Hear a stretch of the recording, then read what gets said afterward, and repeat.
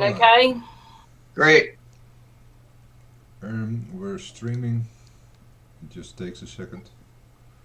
We're on now. Hello, everybody. I'm not sure who's there at the moment. We've just decided to come on tonight.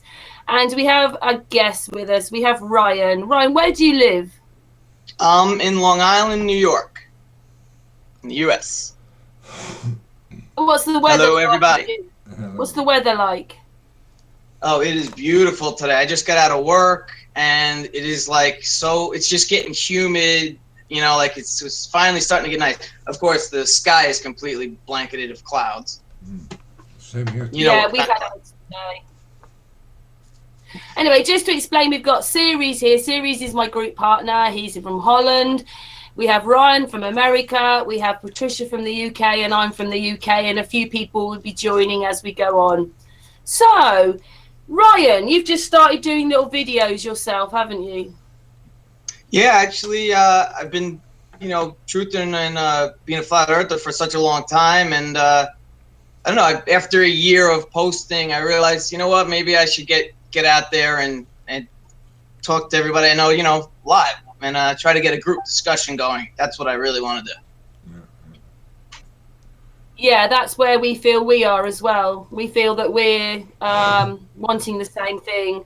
You know, it's great to watch videos, and there's always a video to watch. But on the other hand, don't want to be I'm hoping we're not just going to be watching videos in the next 10 years and doing the same thing. So this was about what this was about, to try and we're a community of real people who oh gosh, I've got messages now. Of course.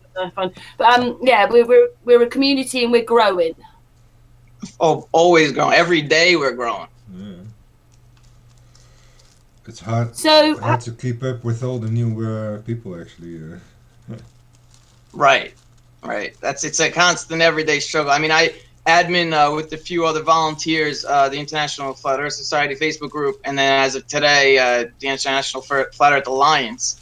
And I mean, every day the amount of requests that come in, she's just constantly going through it. Is this a legit account? Is this a real person? And that's just daily grind work, just to try to keep this community, on the right track with right people and not dealing with trolls too much. But of course, you got to deal with them. But on the other hand, they give you the best banter, and the only way to challenge yourself and to know how good you are as a truther is to deal with that every once in a while, and because if you're only in an echo chamber, you're really not going to learn anything. And it is some kind of that negative that pushes you to be your best self. The only thing, I don't mean to be horrible, because if those people were going to ask questions and then maybe they'd listen to what you said, it'd be different.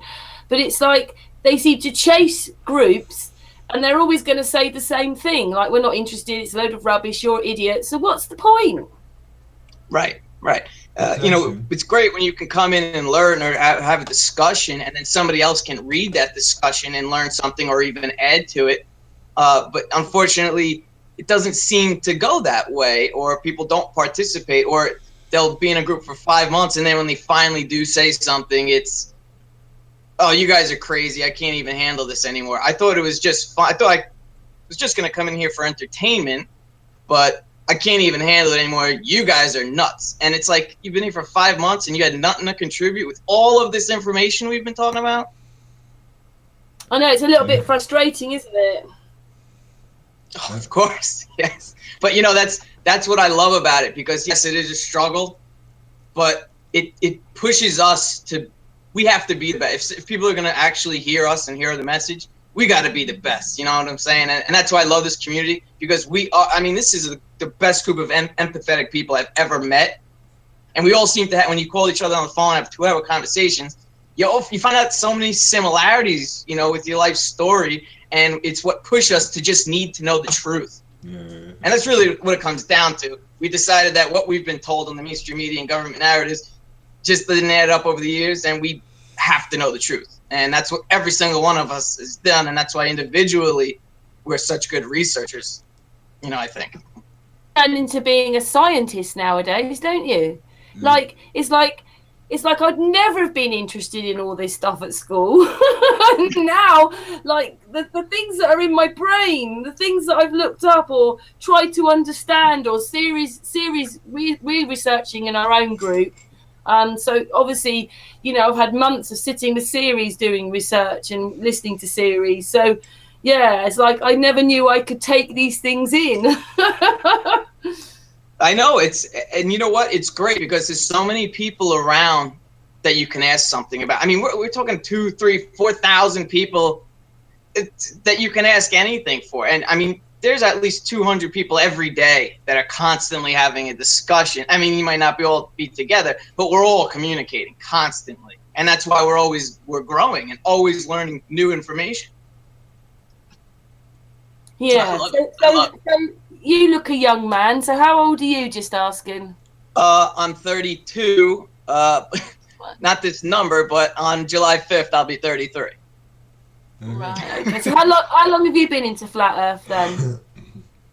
Let's see. I would say I woke up the summer of 2015, but I started with basically the researching the Illuminati or occults, and then it didn't get till like October, November of 2015 where I started to find flat Earth, and basically it was because I was checking out the holographic universe was the term that I Googled on that I researched in YouTube, and then I started getting ads for flat Earth, and it was 2 weeks that I was, you know, completely cognitive. What is this? It couldn't research it, and then boom, I was like, you know what? One day, let me check it out. With all this, I was learning about the secret space program, which I thought was a real thing. Yeah. So I'm like all into that, and then I see, all right, what's this flat Earth? I got to check this out. The secret space thing is a load of rubbish. Right, absolutely. But I know I still have friends that say that they're woken up, and then they say, well, I found out about the secret space program. That's what's really going on. Yeah, NASA's a load of lies, but it's the secret space program. No, it's not the secret space program. You got to keep going. You know, GAIA.com. That is not the truth. I mean, you got to pick that apart. You know, a lot of people think that's where it, no. Continue with your research and always be picking everything apart. And if you have multiple sources, then at least you might be getting somewhere. But you find out that you're really getting to the truth when you feel it. Your intuition, your senses are telling you, okay, now I'm starting to make sense. I'm starting to get it. And when you start to get into that, that's how I got through the flat Earth. It took me 2 months, but then I finally went, oh, I could squash that ball, tear open Antarctica and spread it around, and then, okay, maybe we have a flat plane, and then I could picture the globe as a flat plane, and then I could start piecing it together. Then I was able to do my research. Until that point, I had no foundation to research. Oh. Yeah, it just seems really strange now, doesn't it? You know. Go first, Ceres. It has to be possible in your mind first before you ever even go into it so far. I mean, that's that particular, mind keeping everything for your eyes to actually watch and see what's behind all the knowledge and what you think it is. And actually experience reality for what it is. Right. When you stop believing everything you've been told, and then you say, okay, I got to start from scratch, everything I thought I knew, and then you start to piece things together. And when you do use your intuition and your senses and you start honing on what you feel is right along with what you're researching, then you get very comfortable and you start to say, okay, the information I'm hearing scares the hell out of me, but it's actually starting to make sense. So now I'm actually kind of happy of what's happening. Yeah, my life kind of turned completely upside down, but now I'm able to rebuild on something that I have a foundational structure that I can understand, and then I can move forward. You know, because it was all a lie, it's all back into the truth now. You know? Hey, now I understand. But when you look at the lies, I believed it. Which one? So a bit like, I keep bringing it up, it's a bit like the Emperor story, you know, when he's not wearing everything, and everybody said, oh, you look wonderful, Majesty, and then someone said he's naked, and everybody then could say, yeah, he's not wearing anything. But it's the same thing. It's like, I'd have gone, oh look, there's a rocket going to the moon, and none of it was real. And then when you look at it, I mean, I've got 9 videos of mistakes, and I've only looked at a few footages myself, paused astronauts, all sorts of things. I mean, it's rubbish. Right. I Just the watched 86 challenges. SpaceX launch again, and of course, first the drone boat of where he should land, and then suddenly no images, and then it's back. Oh hey, it's there. Right. Oh, Yeah. The really flag's love there. that. There's footprints. But no, when you it's really the 86 Challenger disaster. I mean, there's supposed to be all these astronauts that died, and we saw them explode. Everybody saw it live. Nothing Do you left. think that was a mistake? Do you think that they didn't really mean that rocket to explode where it was, or do you think that it was all planned? It was supposed to happen like that. No, my gut tells me that they screwed that up. Just for the way they like to have certain numbers of things. They wanted a certain amount of men to land on the moon. They're like, what, 14, and only 12 did? Is that what it was? Because the 2 that would have went from I don't know. No, I got that wrong. This Challenger wasn't going to the moon. That's right. I'm not sure about that. I don't even know where the Challenger was going. It's just that it didn't make it anywhere because I think it was a mistake that it was blown up. Not blown up, but if it was done on purpose or by mistake, that wasn't supposed to happen. I believe those people were supposed to continue their lives. I didn't think that they wanted to cut their lives short at that point and never be known again. And that's what this comes down to. When you look at all these people that were in the Challenger and supposedly died, there's 6 out of 7 that are still living their lives now today. Yeah. So I mean, how can we all just we got to look into that stuff? And then when you do, that's when you start to realize, okay, maybe NASA isn't 100% authentic. And then when you start to dig and you realize, okay, there's another lie. Here's another lie and another lie. Then it starts to add up, and then you can say, okay, am I really going to trust NASA when every time they show me a rocket going off and every time they show me something landing in the ocean, I'm supposed to piece it together and say, well, that went out to the moon, that went out to Mars, and it came back. It's just so hard to believe that. Once you consider yourself awake. 2 things. The one thing I really can't stand, which has nothing to do with what we've been talking about, but it was only a few weeks ago, I was watching Sky News and they were talking about the 13 terrorists, and you think, yeah, but that's been debunked. Most of them were alive the next day or started coming forward in those next few days afterwards to say, no, I'm still alive. And yet on the main news, people will still believe it was 13 terrorists. It's just crazy. But back to, because they do it the same with that, but back to one where,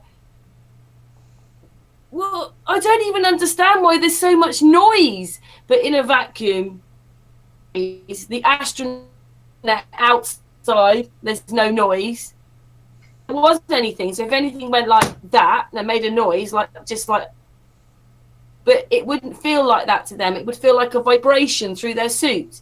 It sounds like they've got a snorkel going, doesn't it, Ceres, under the water, and they're just moving along, and everything they touch is making a noise. Yeah. When you actually amplify the background, you hear just the water tank sounds through the suits, etc. Usually I put a bit of music on my video. I didn't have to because we had the background noise of the water. It with me before I even put it out. I couldn't believe it. It's about 20 minutes of just constant watery noises. Because they're in the pool. They're in the pool, yeah. Word? Because they're in the ISS pool, right? Yeah. I mean, that's where they say they practice, but that's probably where they're filming it. Because that's why we see the bubbles going up. Yeah, etc. Yeah. But also, the fact that they say outer space is a vacuum. Well, if it's really a vacuum, then they've sucked all the air out, basically. So there's nothing in there. Now, first of all, you can't go from Earth being a non-vacuum atmosphere to the vacuum atmosphere of outer space without a solid barrier like any vacuum cleaner bag. We all know you need a barrier to cause the vacuum to happen. So without that, it's impossible. But say there is a vacuum in outer space. How is if there's no air, then how can a rocket push? I mean, we all know force, physics, you need a reaction to cause an opposite reaction. So if this rocket here is pushing to go this way, that means it's pushing the air behind it. But if there's no air here, then the rocket's not going anywhere. It's just going to sit here.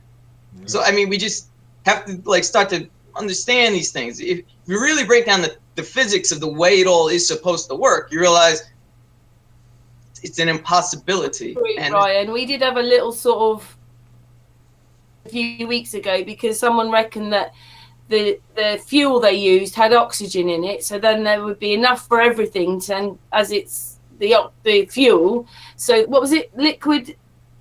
What are they supposed to use? That's got oxygen in it. Okay, like they were throwing something back to propel forward. Is that what you mean? No, it's in the fuel. It's in the fuel, but it has like.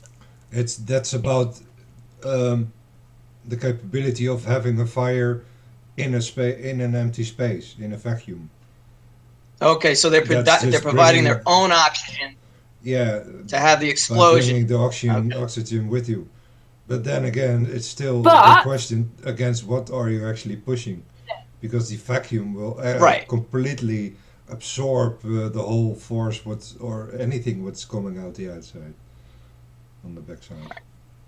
And also, I watched a program. When I was watching this program, they basically said that from the engine to be as wide as the vacuum of space to cope with it. So the funnel on the end would have to be huge. As well, yeah. Almost the same size. Well, how can it be when the vacuum of space is infinite? So they tell us. All right, it's very hard to continue to believe these things when you start to lay out the facts of how NASA says this is how the heliocentric model should be. And then you start to question about things, and then they come up with another thing that's supposed to clarify it. Now, when you piece all these different clarifications together, it gets even more and more nonsensical. Yeah. And it's just far and far from being able to believe it. Yeah, you've only got to just think about things. If you actually think about things, just think about how could we be traveling 1,000 miles an hour? It'd be the worst merry-go-round ride of your life. Right. Realize that everything they would see would be different. I mean, how would the air be able to? Something enclosed, but then get in it in a spaceship. Well, at the equator, it was supposedly going 1,040, right? But up in New York and UK, where you guys are and we are, you're going 770 around this tighter circle. But when you get up to the pole, you're really not even going at all because you're going a couple feet around the pole. Yeah. So how does that work? And then with all the gravity and forces, you might ask, where the hell do you ever actually measure a kilo?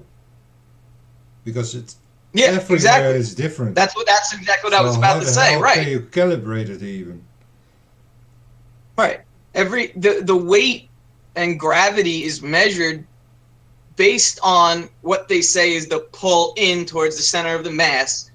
But you also have to take into the account the speed where you are in the Earth, and that's centripetal force pushing you outward, or centrifugal force pushing you outward.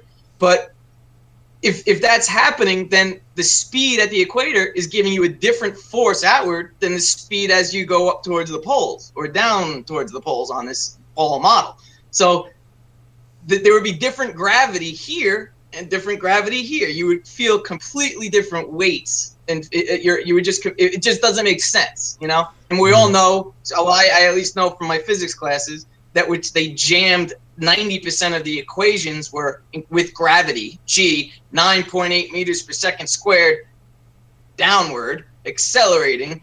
That's the force of gravity. I took that number every single day in physics class for 2 years with all the equations. Why? Why were they forcing g, the gravity, that constant, down?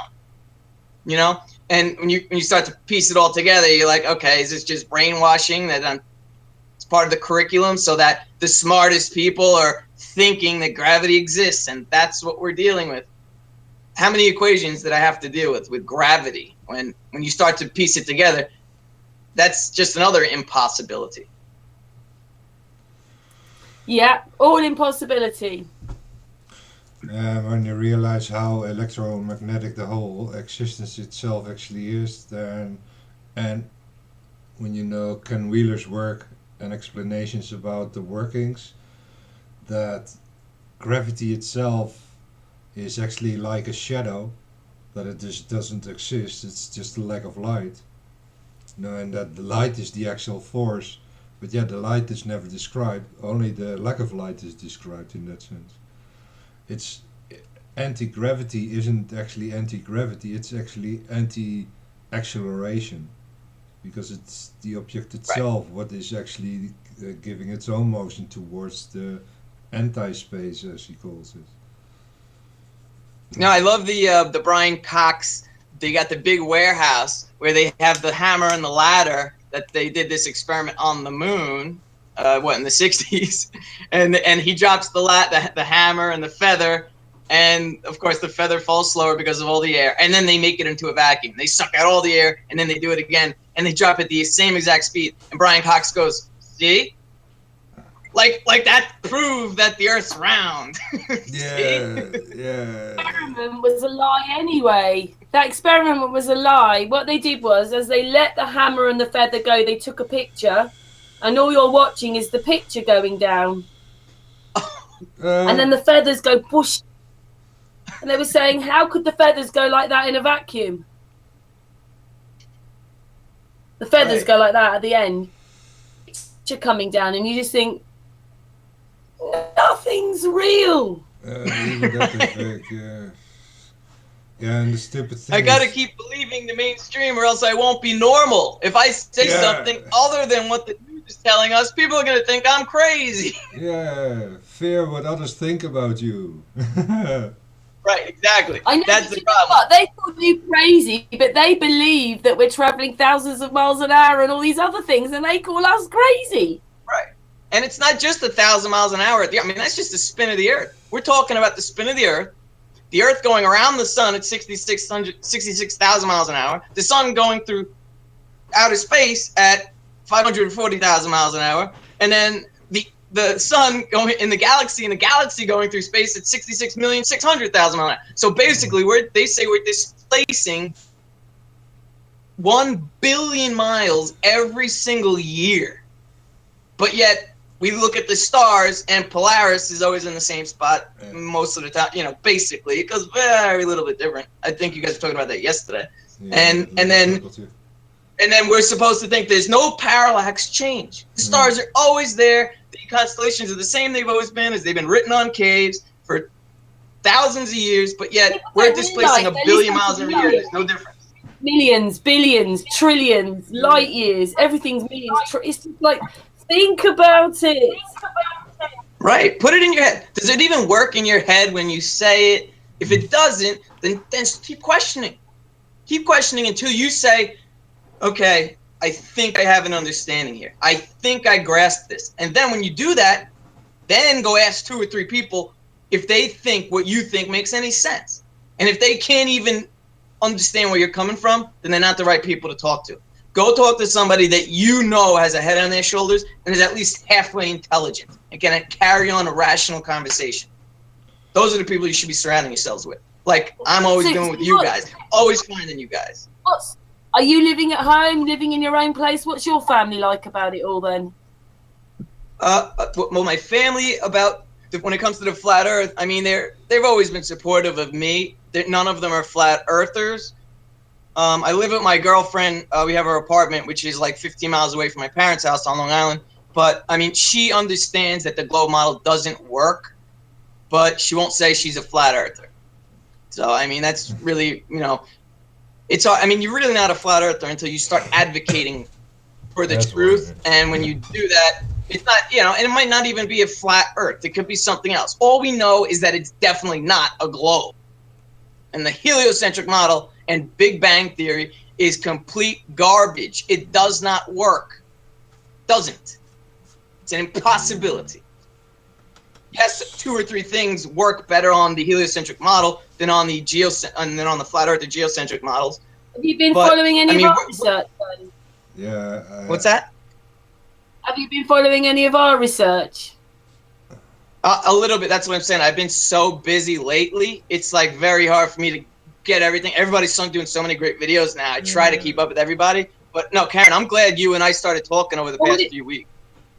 Yeah, what it is that Ceres in our group, we've been researching for many, many months, but we didn't want to come out in the open about it right now because we haven't finished quite. The basics is there, everything that needs to be, but Ceres needs to do a few simulations. And although we've got a presentation video, we realise now, for say someone like you, if Ceres went A to Z through his, you probably would get lost. So we realise Ceres has got to break it down now and do little videos.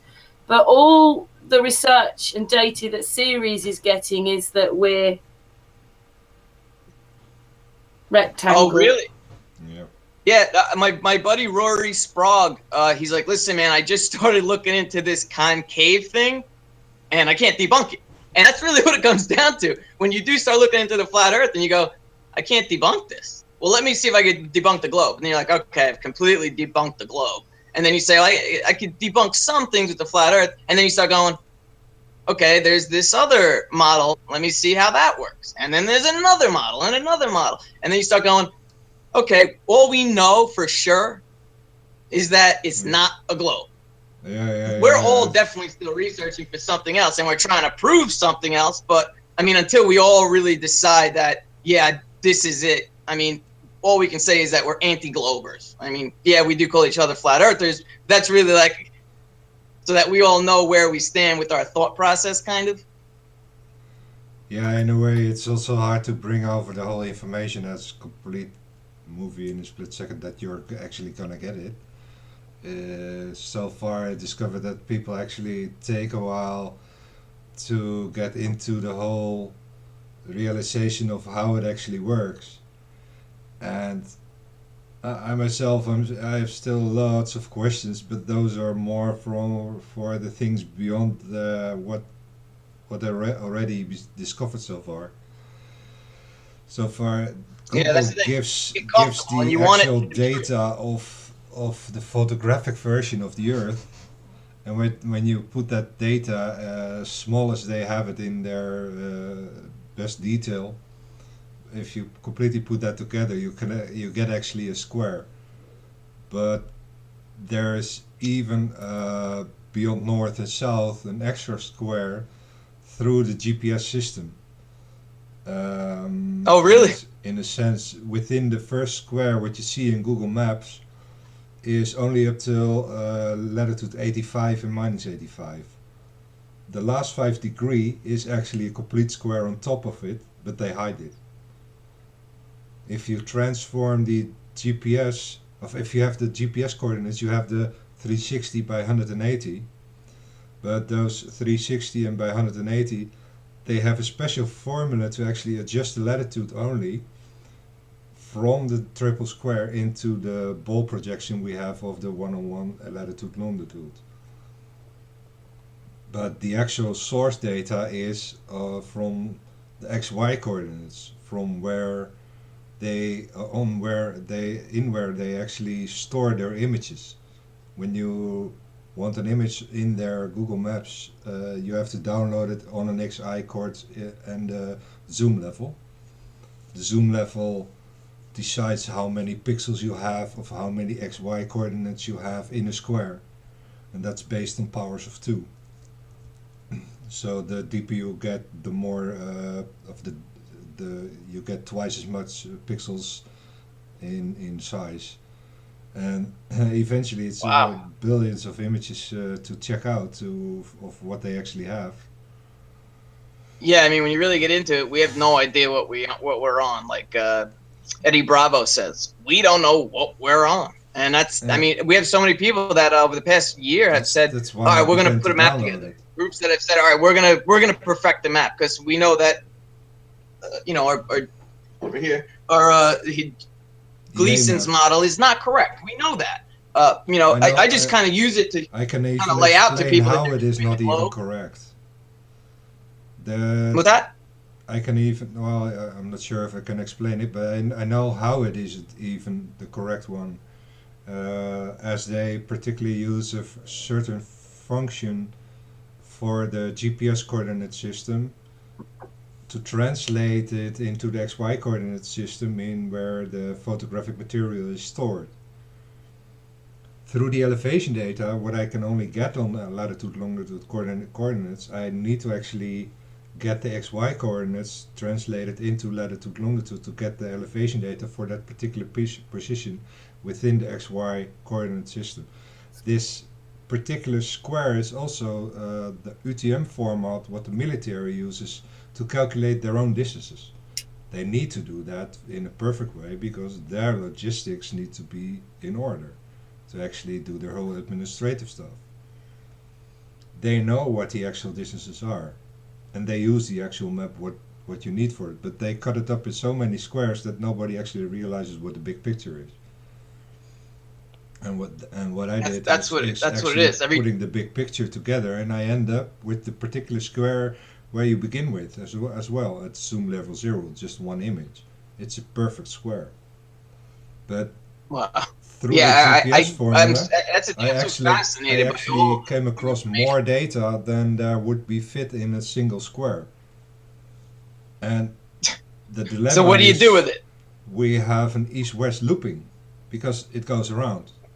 And I can't project the extra data either on a ball or a circle, other than adjusting the latitude through the GPS formula and actually make that particular twisted latitude form in where you have one-on-one on GPS and project that on the ball or make a circle of that. And that's what they have done with it. All the data itself of all the maps what they make are all coming from the actual square data. And the square data is on where they also calculate distances between GPS coordinates. They just translate it into the XY coordinates, calculate the actual pixel distance and translate that into the miles or the kilometers, how big the equator is.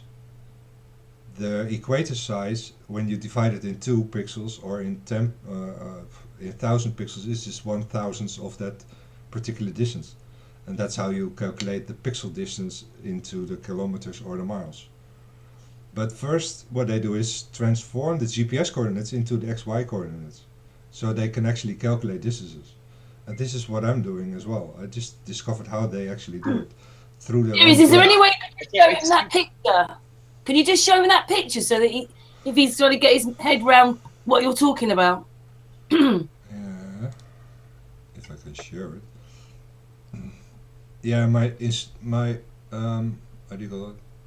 Presentation video is actually an attempt to give you the same road as I've actually walked to get to the understanding of where you're actually working with. Almost there. We'll just show you the picture, so with what he was saying, this picture will show you what he's talking about. Yeah, no, I can't wait to dig in and see like everything you got. You said you guys are like nearly finished with it, or are you trying to piece it together in a way where it's smaller videos? There is what we know, but to actually show it to the public, he needs to simulate it so that, it's one thing talking about it, but if you've got like a model that people can watch moving around at the same time, it goes in. We haven't done that bit yet. And so we weren't going to go live. But what it was is we started to do the Hangouts. And in all the Hangouts, we were starting to mention bits of Ceres' work. So we've decided to just go for it. Cool. Oh, okay. I see the picture. I thought you were going to show him the one with the photographs on it, Ceres, how they bend the photographs, because that's what you were talking about. Oh, yeah. We can do that also. That's our data. We live in something like that, although that's looped. That's what Google Maps do, is loop everything. Yeah, this is the east-west looping of the same space. It's yeah, I mean, I believe our world is a realm. It's realm what we is the best picture word mentally. It's just we interpret it as a physical world, but this is a realm we live in. I mean, everything that we're interpreting is just because our eyes are telling our mind to see it a certain way. You know, it's I know. it's a In our completely mind, listen, we've had fantasy of giants. They were real. You've got to get your head around that. That's not fantasy. They were real. So it is hard to. Anyway, there's that picture there. That if you talk Ceres, it will come up. This is the original UTM format from Google Maps, and when you actually use the GPS latitude wave transformation, then you get this image from that particular photograph, and when you project even it on the ball with the longitude adjustment on it, then you get this image. And if you ask me, this is just the original, and these are just projections of the original what are no longer reality. This is the reality in that sense. the right one is what you're saying is the reality. The left one. No, the left one. The very left one is the And raw the most- data Ceres yeah. gets. Okay. And the other two is what they do to project it into a ball or something else. That's how they mess with the pictures. But everything Ceres gets is square. There's no bending. See, if they were like the secondary pictures, that would have been correct then. The real pictures, but they're not. The real picture is the one on the left. Nothing is bent. Everything Yeah, fits. you can see the distortion from that. And that's what they do to fill out the map and what they're telling us. This is how it looks. So they take that and distort it, and then piece it together so that they could put everything. So that's why when you look at these maps, Australia is all like long and stretched and doesn't look right because we don't have correct measurements, and Exactly. the flights. I mean, you can't tell. They could tell us a certain distance between two places is a certain amount of distance. We can't measure that or really identify that. We say, okay, it's this amount of time in a flight, but we don't know really how fast the plane's going. It could be all different things. So it's very hard when we believe the NASA or the government and mainstream media. It's very hard to just say, okay, I believe you, because we know it's been falsified, or there's disinformation or whatever it is. They're trying to make sense of what they see, and then they just try to pass it off to people that they think won't ask questions about it.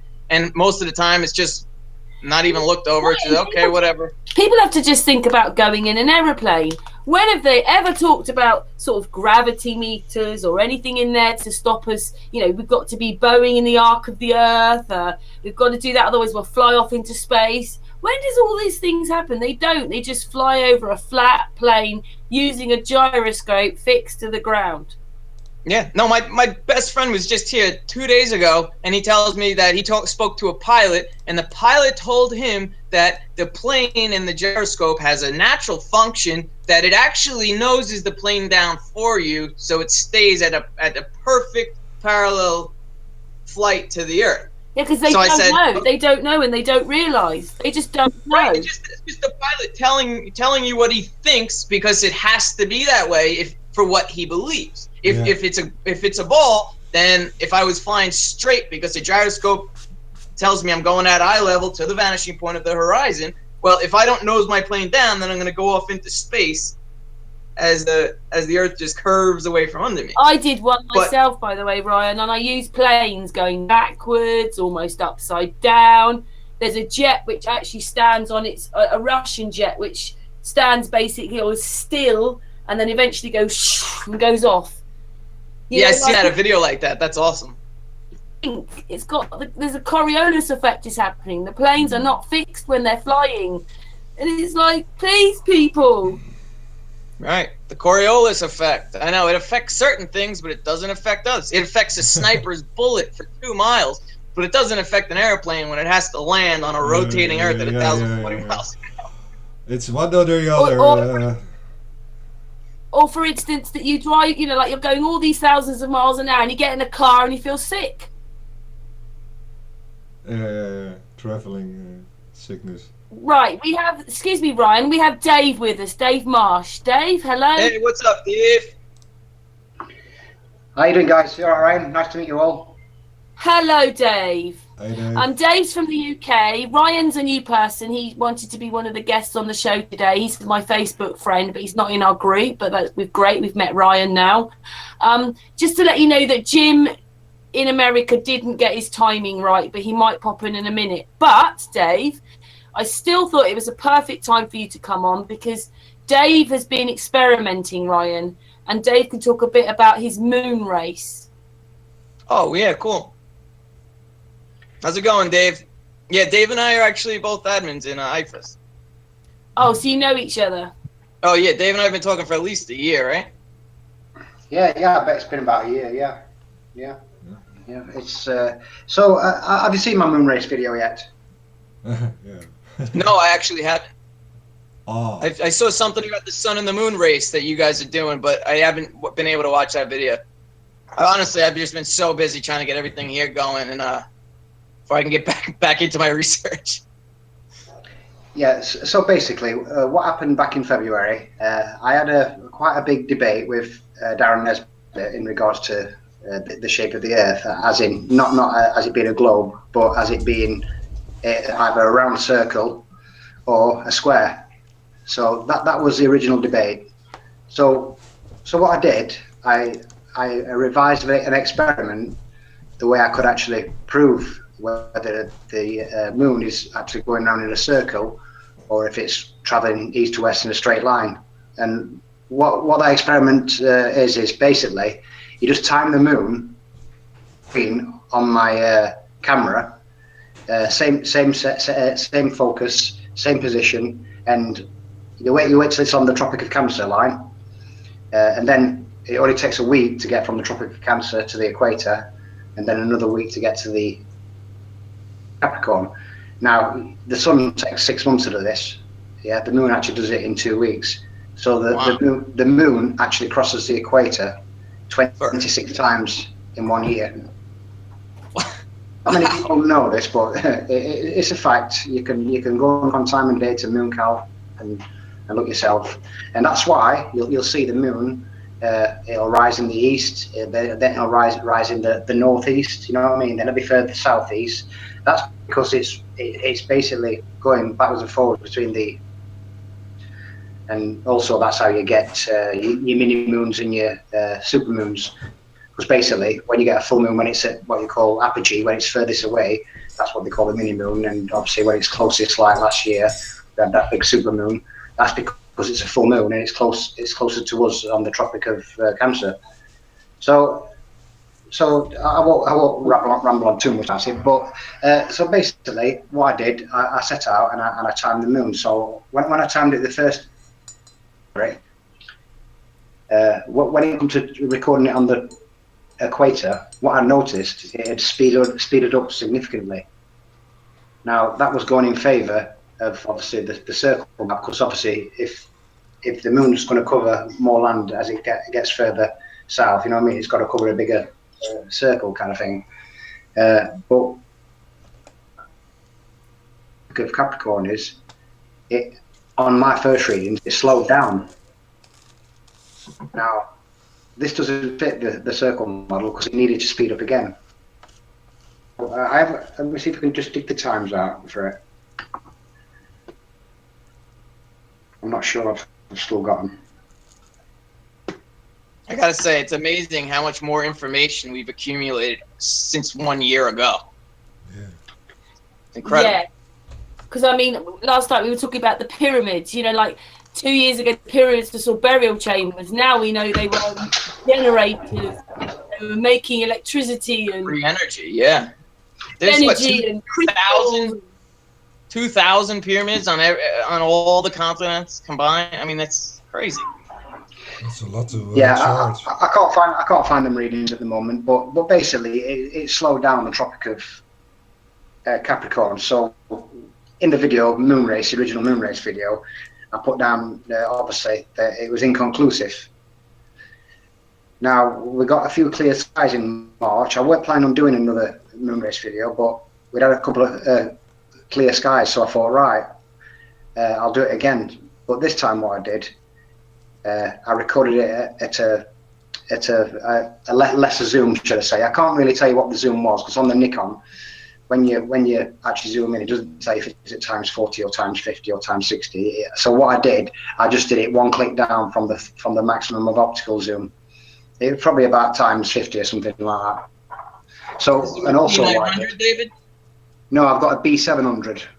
I Oh, don't okay. like the P900s because it's too big.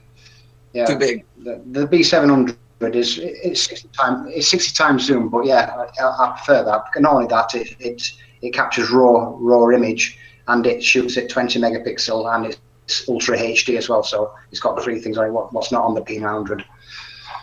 So it's literally the same price, like, but smaller and more compact, which I like. And to be honest, you can't really tell how much different when you're zooming in. So basically, I set out to record the moon again, but what I did this time, I did it at zenith, you know, so it's at my closest. So when it was on the Tropic of Cancer, I waited till it was at my zenith, and then I recorded the moon. And then I repeated it again when it was on the equator, and then I repeated it again when it was on the Tropic of Capricorn.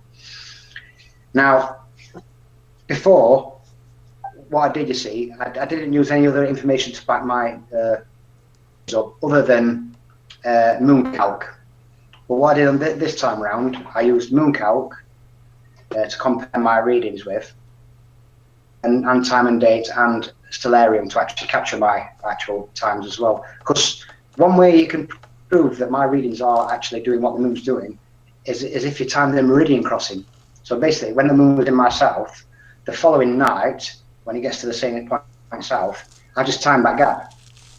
I think it was 25 hours, 7 minutes first time around. Then when it was on the equator, I did the same again. I shot the moon across my screen, and then I shot the meridian crossing and captured it the next night to see what the time of difference then, and repeated it again on the Tropic of Capricorn.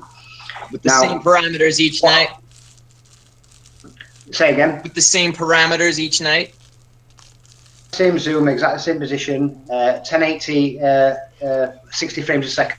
So the frame rate was exactly the same as well, because it will actually change the time if you've got a different frame rate, which I've realised previously. Like, so if you do a star time lapse and you change the frame rate, you'll either get a 2-hour time lapse or you get a 2.5-hour time lapse, depending on the frame rate. So it does have quite a big effect on it. So I made sure that my camera was 1080 maximum optical, then just clicked it back one click, like, so it was not at full optical. So I wanted more scope, you see, on the screen.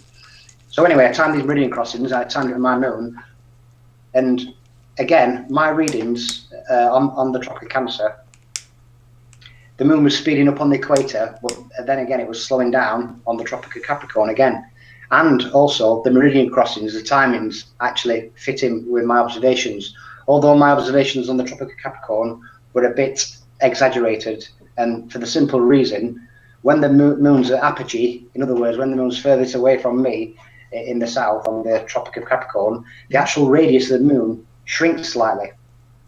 Going through more layers of atmosphere, it actually keeps the size, but it actually physically shrinks. And there was about a 17-second discrepancy on my screen compared to the time and date readings and the moon calc readings. But it definitely is slowing down on the Tropic of Capricorn, and I'm speeding up on the equator. Now, this video will possibly be about 10 minutes long. After I've done these readings, I wanted to know why I was doing this. And what I've come to learn is that originally, as you know, the circle map, it's only got one vortex with a pole, yeah, and the sun spirals out for winter, then spirals back in for summer. What I have noticed from shooting numerous amounts of star trails is that the moon will always follow the flow of the vortex, whether it's in the north or the south. So when it's on the Tropic of Cancer and it's high in the sky, what you'll notice is it'll do a tighter circle. As it gets declination to the south, to the equator, it'll basically go in a straight line. You can watch it literally on the time lapse video, go in a straight line when it hits the equator, and then when it gets further Tropic of Capricorn, it'll literally do a little small arch. That's where it's been picked up on the southern vortex, because once it crosses that celestial equator, it'll get picked up on that sun vortex, and then it'll rotate in the opposite direction. You're probably thinking, Dave, 1 second. We've got Oliver with us now. Oliver, hello, Oliver. Hi, what's up? hi, Dave- Oliver. Okay. Hey, Oliver. Oliver, we've got Ryan and Dave Marsh, Ceres, me and Patricia. You know us, not Ryan. Ryan is in America. Do you know Dave Marsh at all? Dave Marsh kind of rings a bell, but I'm not sure. Oliver's from Do you Spain. have a YouTube channel, maybe? What it is that Dave's just explaining about an experiment he did, which he has a little video out, which I'm sure he wouldn't mind you seeing. He did a moon race. He wanted to see what was happening on the Capricorn, Equator, and Cancer. He wanted to see what was happening. So carry on, Dave. What I'll do, I think I'm just going to do a screen share on this bit here because it might be easier just to explain it a little bit better if that's all right. Yeah, Actually, sure. I just came in to say hi because now I have to go and have dinner since it's my birthday today. So Oh, I happy just- birthday! Happy birthday! Yeah. thank you. Happy birthday. I just came in to say Oh, I hi, see. hi and bye. All right.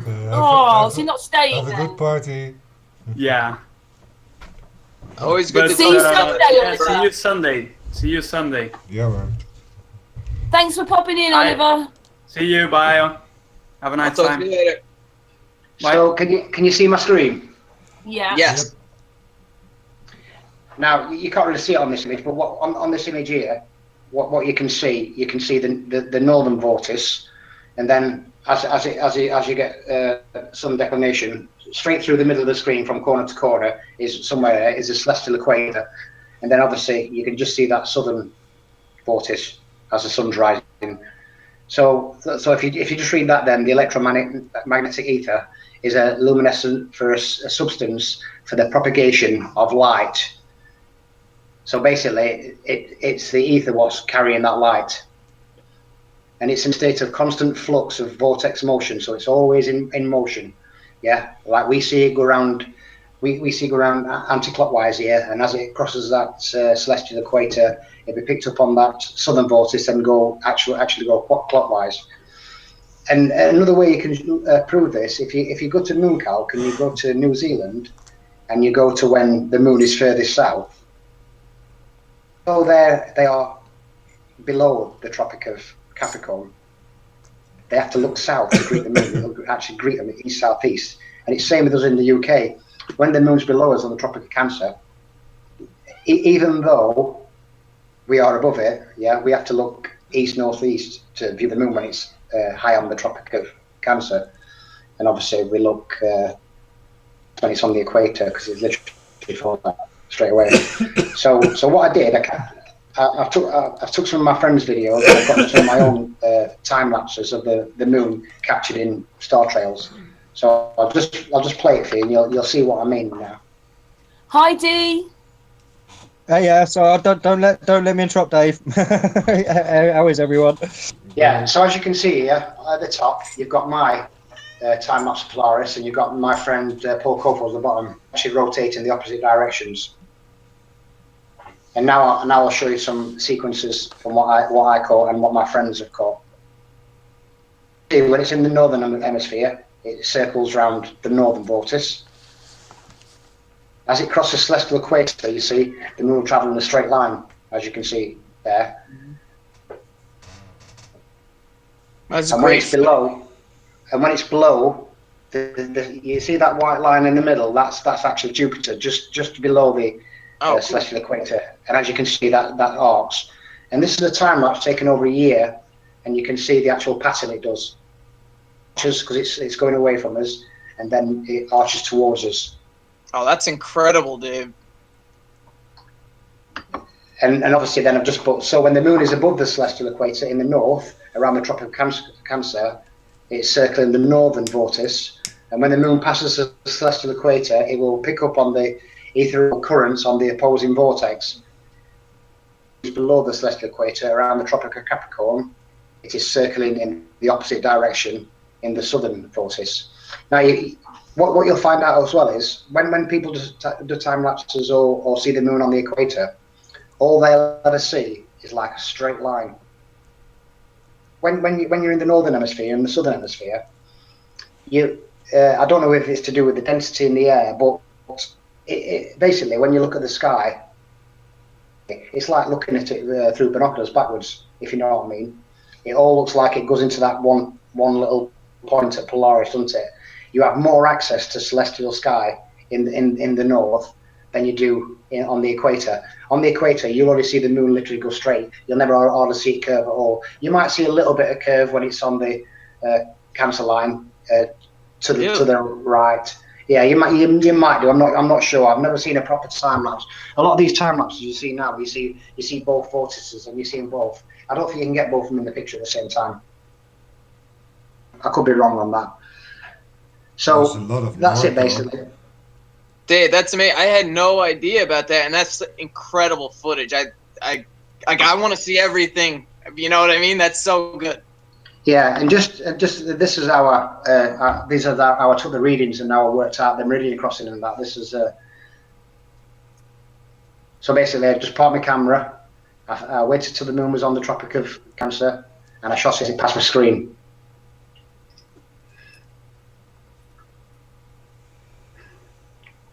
Now, can you actually measure, is there any way to measure the diameter of the moon or the sun by doing that with your camera, by keeping it still and timing how long it takes to get from one to the next? Or we would have to know the height, the angle it's at?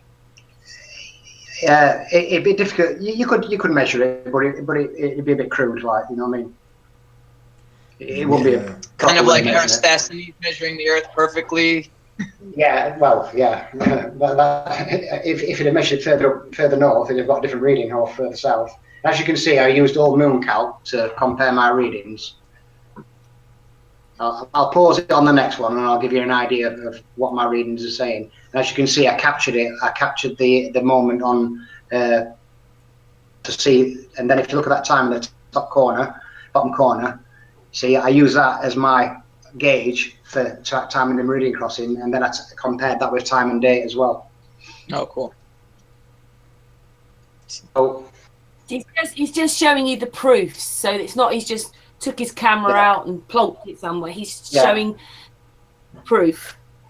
As you can see there, look, obviously this is when it was on the cone. What you'll notice is that is actually in focus, but because it's further away and you see it through more layers of atmosphere, even though the radius of the moon does shrink when it's at apogee, have you noticed that the actual quality of the image is not as sharp as it was when it was on the Tropic of Cancer line? When it's closer, you get a better image, and that's a known fact. That, and you'll see the diameter, the change in diameter size in a minute. So I'll just pause it here. So if you look at these readings here, the actual moon elevation was at 15.49 degrees. And the moon horizontal angle was at 162. My readings, when I capture it at the moment, I've got 15.1 on your right hand side and 158. Not perfect, but as you can see, my little aim cursor is not exactly on the moon. So you know what I mean. It does. You have to be absolutely perfect to get it, and it's quite difficult when you, because if you look at the time there, that was at 5:16 in the morning as well. So it was. It is difficult though, isn't it, to hold it there and click it, because the moment you start to click it, finger moves. Then you move your camera as well. Yeah. And to actually capture the moon from one side of the screen to another is very difficult because I did it at zenith. It's like rising a little bit, then it's going down a little bit. You know what I mean? But this is basically the race. Then on the equator, you got the Tropic of Cancer and you got the Tropic of Capricorn, all at the same position. All at the same focal point, and obviously just let the camera roll then. I've speeded this up time 4 because obviously you'd be for 7 minutes and it'd be a bit boring just to watch it, but the moon on the equator, it does actually go a hell of a lot quicker. That's because it's on that outer part of the vortex and it needs to keep that speed to keep to cover the same amount of ground. And and also, if you look at the Tropic of Cancer and the Tropic of Capricorn now, look at the difference in size of moons. See it? It's quite a significant distance. So when the moon is at apogee on the Tropic of Capricorn, it does actually shrink as well. and that's how you get your mini moons when you get a full moon when it's at apogee. Right. So far, That's it. That's awesome footage, It Dave. confirms Now that's the all from analemma for the sure. same perspective of where you're at, and it's where the moon is above Cancer, Equator, and Capricorn. Is that right? Yes, and also what I did just to make sure it wasn't just a northern thing. I've actually gone to New Zealand on time and date, and I've actually looked at the meridian crossing on all 3 occasions there, and it matches up exactly what it does in the north. It's a perspective thing either. Do you know what I mean? So the moon's always going to be bigger on the equator? No, obviously, because we're closer to the moon on the Tropic of Cancer, that's Right. why my That moon the is actually biggest moon bigger. for us, yeah. Okay, it's bigger Tropic of Cancer, right. And that's the reason why this moon in the bottom corner of the Tropic of Capricorn actually took a lot longer. Normally, it would be slightly quicker than the Tropic of Cancer, Yeah, only you by a look couple of seconds. It's If you also look, it was like 12 seconds longer. a wider area because of the distance of your camera towards the moon as well. Exactly. And that's why it took longer. Normally, it would be about 6:03 or 6:04 or 6:02, something like that. But that discrepancy there of about 14, 15 seconds is because of that reduction in size of the radius of the moon as it's crossing my screen. Because you imagine a smaller item on your screen is going to take longer to get to the other end. Yeah. Uh-huh. Yeah, if you So turn it around You're saying and it's not taking because it from it's the traveling south. a further distance, it's because of the size. Now, yeah, because it's reduced on my camera screen, but it is actually slowing down when it goes to the tropics, and significantly slowing down, not just by like a couple of seconds. We're talking like Half a minute. 8 or 9 minutes per day. You know what I mean? It's a big gap, and you can't hide the meridian crossing, because if you get your little app or whatever and you check a picture of moon at south, then you just repeat it the next night. What I did as well, about 6 months ago, I did where I've actually measured the moon at zenith to see if my app on my camera was actually to what time of day it was saying. And normally, when I'm shooting south and everything else is reading south, mine was about 2 or 3 degrees out and maybe 1 degree out on the altitude. It's quite accurate, you know what I mean? It's not like it's 25 degrees out or something like that. You're talking a couple of degrees for my area from time of day and moon calc. So we're all backed up with genuine recordings of the moon on the meridian crossing on time and date, and I use mooncalc as a reference, and also stellarium. I couldn't really use any more thingy, and it all backs up what I did. And on the video on YouTube as well, I've actually put a link to every single mooncalc date and time and date, so people can say, "Oh, 1 minute, let me have a look at this." Click on New Zealand, and they'll see it's doing exactly what they're doing. Like, so You might think they actually know how it works, because Yeah, that whole site, so- I've looked through that site, and they're really protecting their data in that sense. You can't get anything from there. no, but there's one thing they can't do, and that's like the meridian crossing, and why you can view that meridian crossing, you'll always be able to record the speed of the moon, if you know what I mean. Like Dave, this is great information. This is great. I mean, this is so good. Like, we gotta get everybody talking about this. You know, that's perfect scientific method proof. You know. Yeah, like I say, I put the video out there, and I'd already proved to myself that the circle map was wrong, and there is a way you can actually make the circle map work. And what you have to do, southern hemisphere, so it's on the middle bit of the inside, which would be just the same as having a southern vortex. And the person who did that was actually Chippy, the chipmunk. That's the only way you can get the moon to work or the sun to work in the southern hemisphere, by inverting the map so that all the contents are upside down in the middle, and then it works. Because other than that, Chippy's been trying months to get the sun to work in the southern hemisphere on the Gleason's map, and he just couldn't do it. And he's a clever guy. So. Wow. And then I really wonder, when do we actually look into the photographic detail we already have? that is actually showing the true dimensions or orientation at least. Yep, like I say, I've had quite a lot of feedback from Darren Nesbitt on his video. People saying, "Oh yeah, Antarctica, it's all fake," and this and the other. He says one thing that they haven't been able to debunk yet is the moon section. It's just undebunkable. You know what I mean? It's there in black and white. The moon's slowing down on the Tropic of Capricorn, and it needs to speed up significantly. It needs to at least speed up as much. Dave, just to keep everybody like to sort everything out. Do you think you have to do it just one more time, or do you think you've done it enough now? Well, when you've got the data to back you up to do it, but you know what I mean. I could do it again, but I'd get the exact same readings again. You don't need to necessarily make, because I know you spent a lot of time on your video, but if you did it just one more time, you could say, well, I've done it again, and here you go. Oh yeah, the repetition of the proof. I could do it again. You could have even kind of I've already checked time and date. I've already checked time and date to see if it's actually, see if the meridian crossing, see if it's speeding up on the equator, and it does it in a month. You know what I mean? It's doing it all the time. There's no change in it. It also debunks the globe actually, because it should only speed up on its approach at its closest approach to the Earth. Really, you know what I mean? Yeah, and because it's apparently in an elliptical orbit. So when it's at its closest approach, that's the only time it should speed up. But obviously, it's speeding up and slowing down twice during that.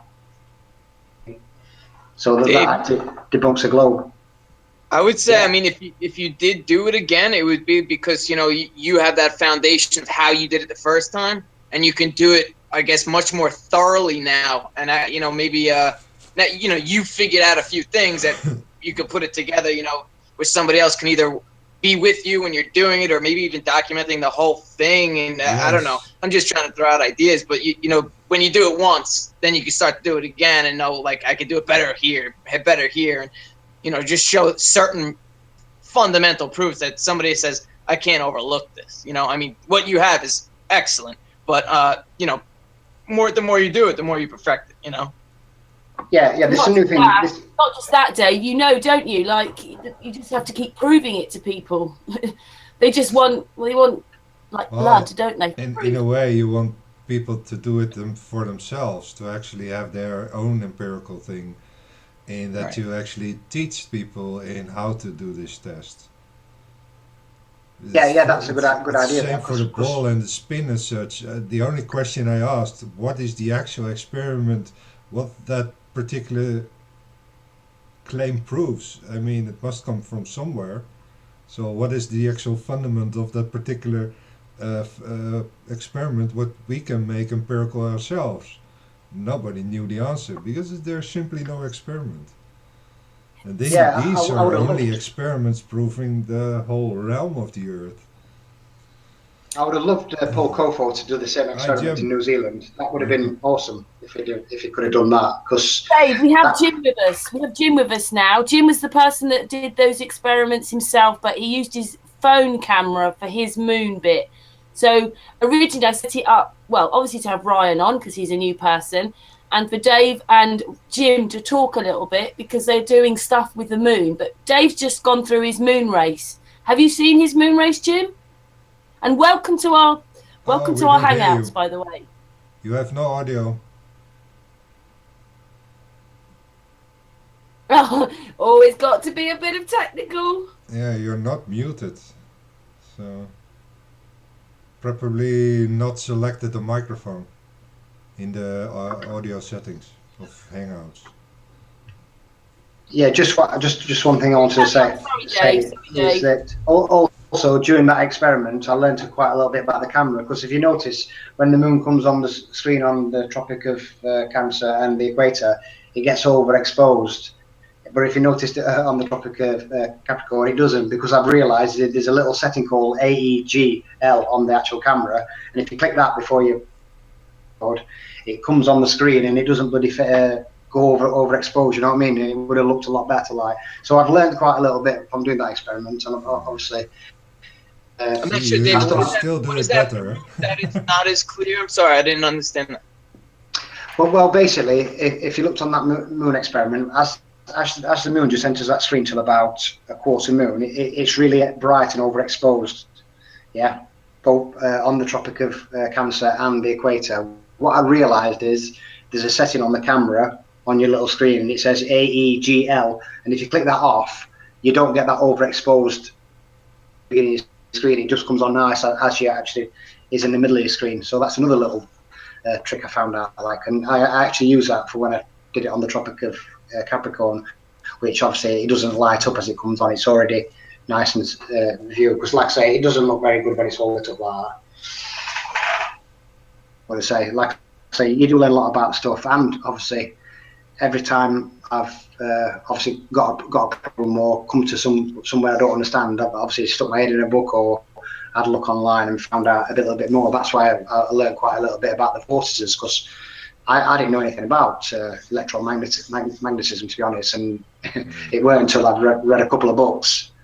One being Zetetic Astronomy, not the Zetetic Astronomy by Samuel Robotham, but the one by Albert Smith and Lady Blunt, which is a follow-up to that. And it's even they admit in the book that Robotham was wrong, and there's actually two vortices. So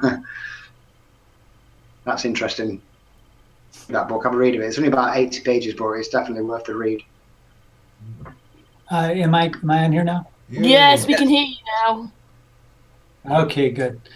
Well, first of all, I want to go back and answer what you said before. I was just doing a brief experiment on the moon, and I watched Dave Marsh's video. And basically, that answered my question. So I canned my whole moon experiment. Because I was curious about where the moon was, because it wasn't, I had a friend who saw the moon in the same spot for 72 straight hours. Above it, it kept track of it for 72 straight hours. Good track. And so I knew it wasn't rotating. The moon doesn't rotate around the Earth. It's in some kind of strange pattern. And I think I got a handle on it when I watched that video. So wasn't that pastor? What's that? Wasn't that particular pastor with his two wives who recorded that?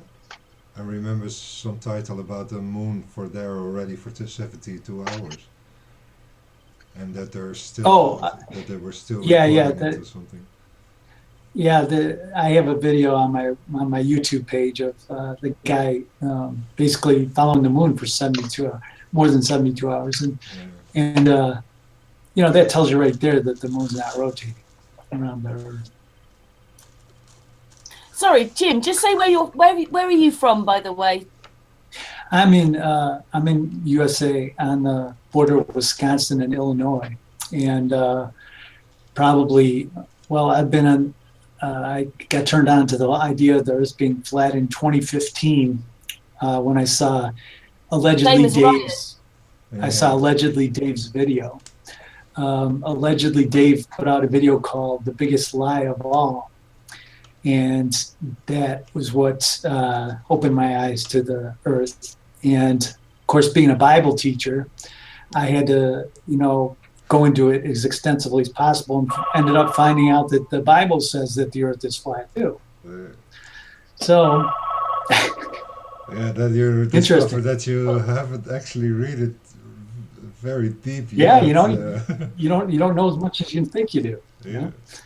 We interpret certain words to mean certain things. You hear round, the Earth's round, and then we think, well, is that around like a plate or around like a ball? Like what? And then we never even think about it. Exactly. So they say on TV, Jim, anyway, round. How you doing, Jim?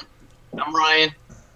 If I just explain, you've got Dee from the UK. Obviously, there's you, Jim, from America. Ceres is from Holland. We've got Ryan from America. We've got and we've got Dave from the UK, and we've got Patricia UK, and I'm UK. Just so that you know.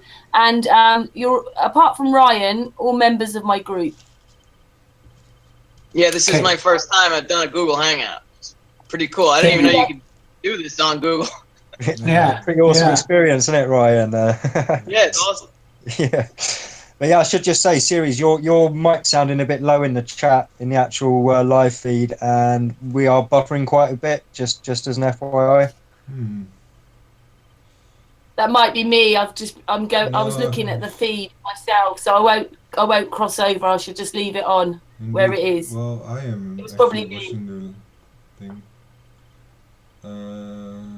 What do I have more? Nothing. Well, we got a minute here. I just wanted to say we just started a new group yesterday. It's called the International Flat Earth Alliance. We've contacted nearly all the admins of every legit Facebook group, Flat Earth group on Facebook, and contacted all of them and put them in a main group. This guy, Dan West, did it. And I've been with him the whole time, and we just started yesterday, the Flat Earth Alliance, and that's every admin is going to add all of their main people from their group. So if you guys want to check that one out, and we're looking for mods and admins. All right, Ryan, we're there, but I didn't know that Dan was going out with it yet. Oh, yeah, we just rocking and rolling as of 24 hours ago. Yeah, don't worry, we're a part of that. Oh, Karen, yeah, I know you're in there, definitely. Yeah, I'm in there as well, luckily. And so's Dave. Dave Marsh, you've got your own group as well, haven't you? Do you want to plug that quick? Yeah, I run the group Flatline. I also run the group The Amazing Moon, and I've took over the moon from David Conklin, the Moon Watchers as well. So I've got my hands in quite a few pots. Yeah. They say no leaders in Flat Earth, but we're all leaders, you know? Yeah, well, we're basically, all I started the horses. group Flatline, and I just let it run itself, basically. You know what I mean? I've got other admins and mods in there, so I just let it run itself, all that kind of thing. I don't interrupt or butt in or make any executive decisions or anything like that. I just let it run itself. It's very hard to stay neutral with all the drama, but, you know, if you care about the truth more, you will get there, you know?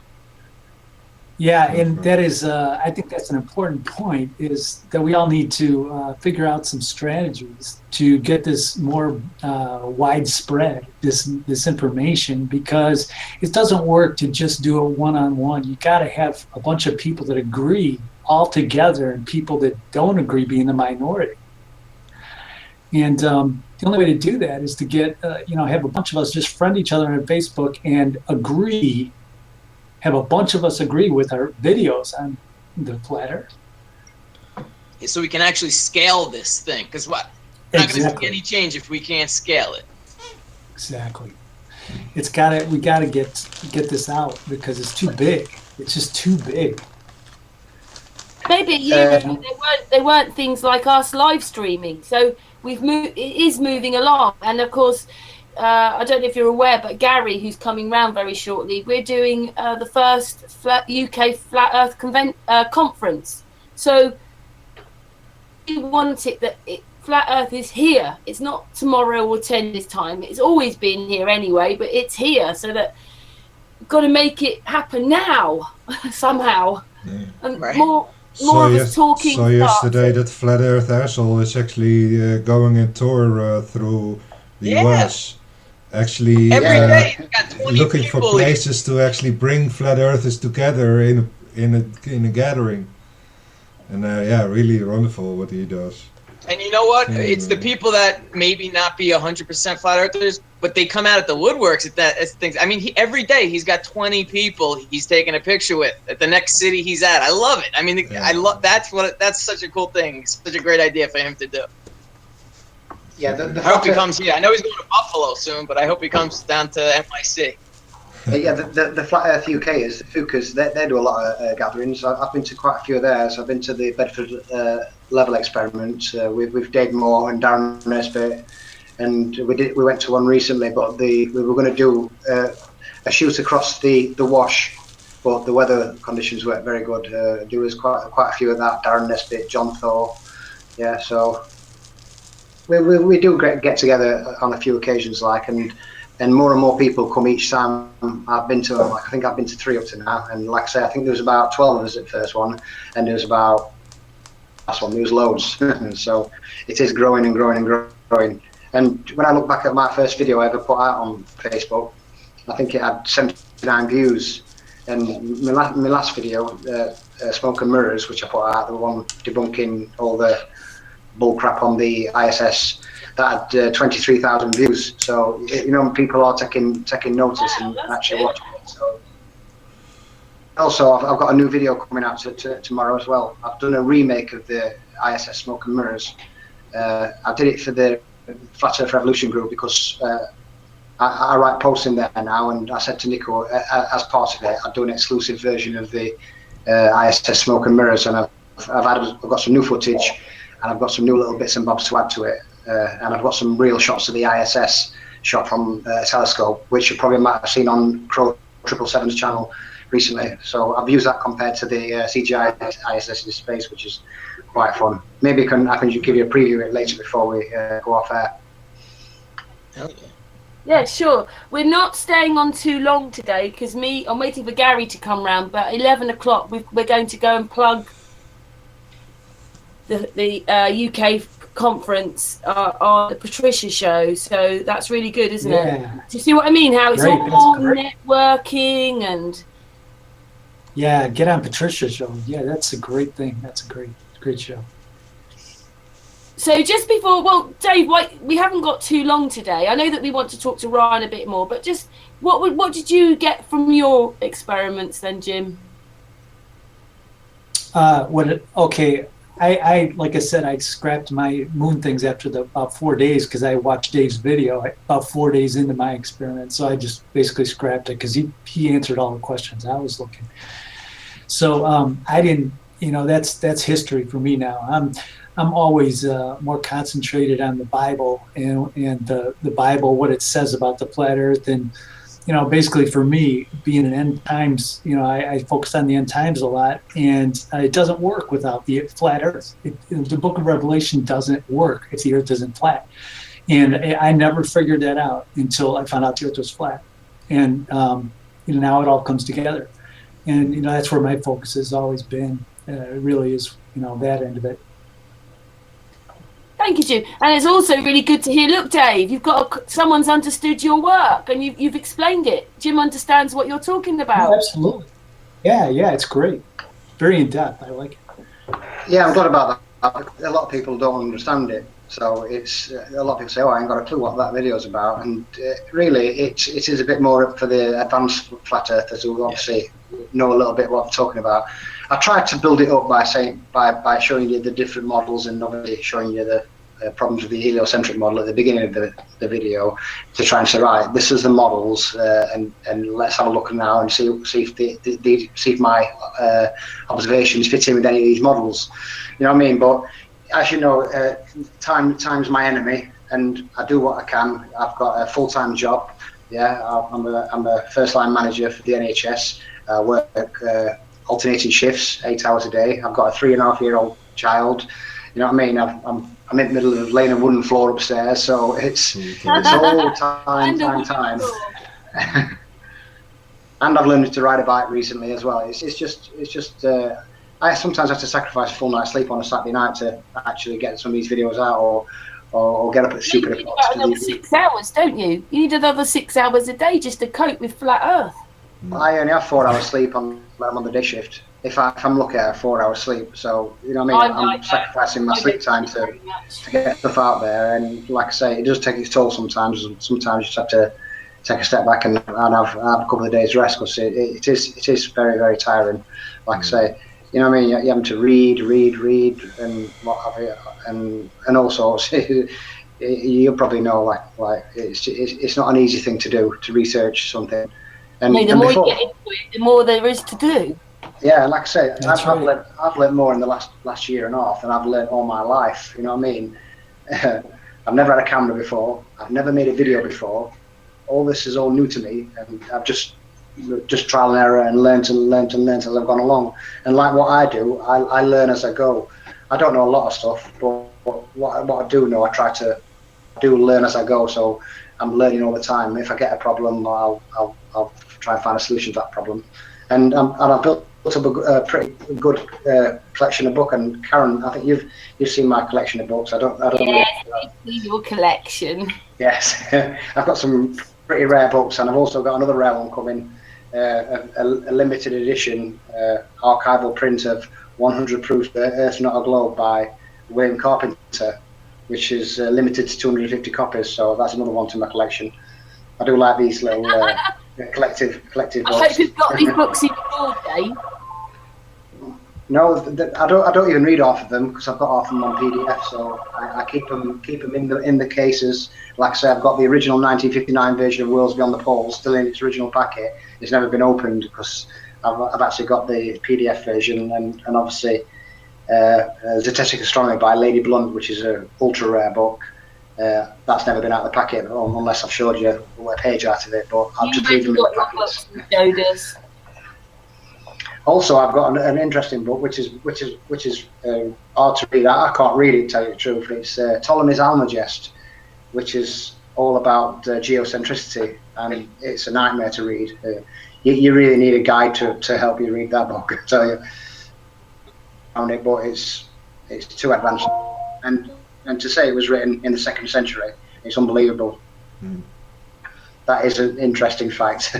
They knew a hell of a lot more than we do now. That is a fact. Isn't that something? It's amazing. Yeah, they only took the knowledge out of the world, huh? There's so much knowledge hidden. Want to say something then? Yeah. Sorry, Ceres go first. Jim can answer, and then Ryan can answer.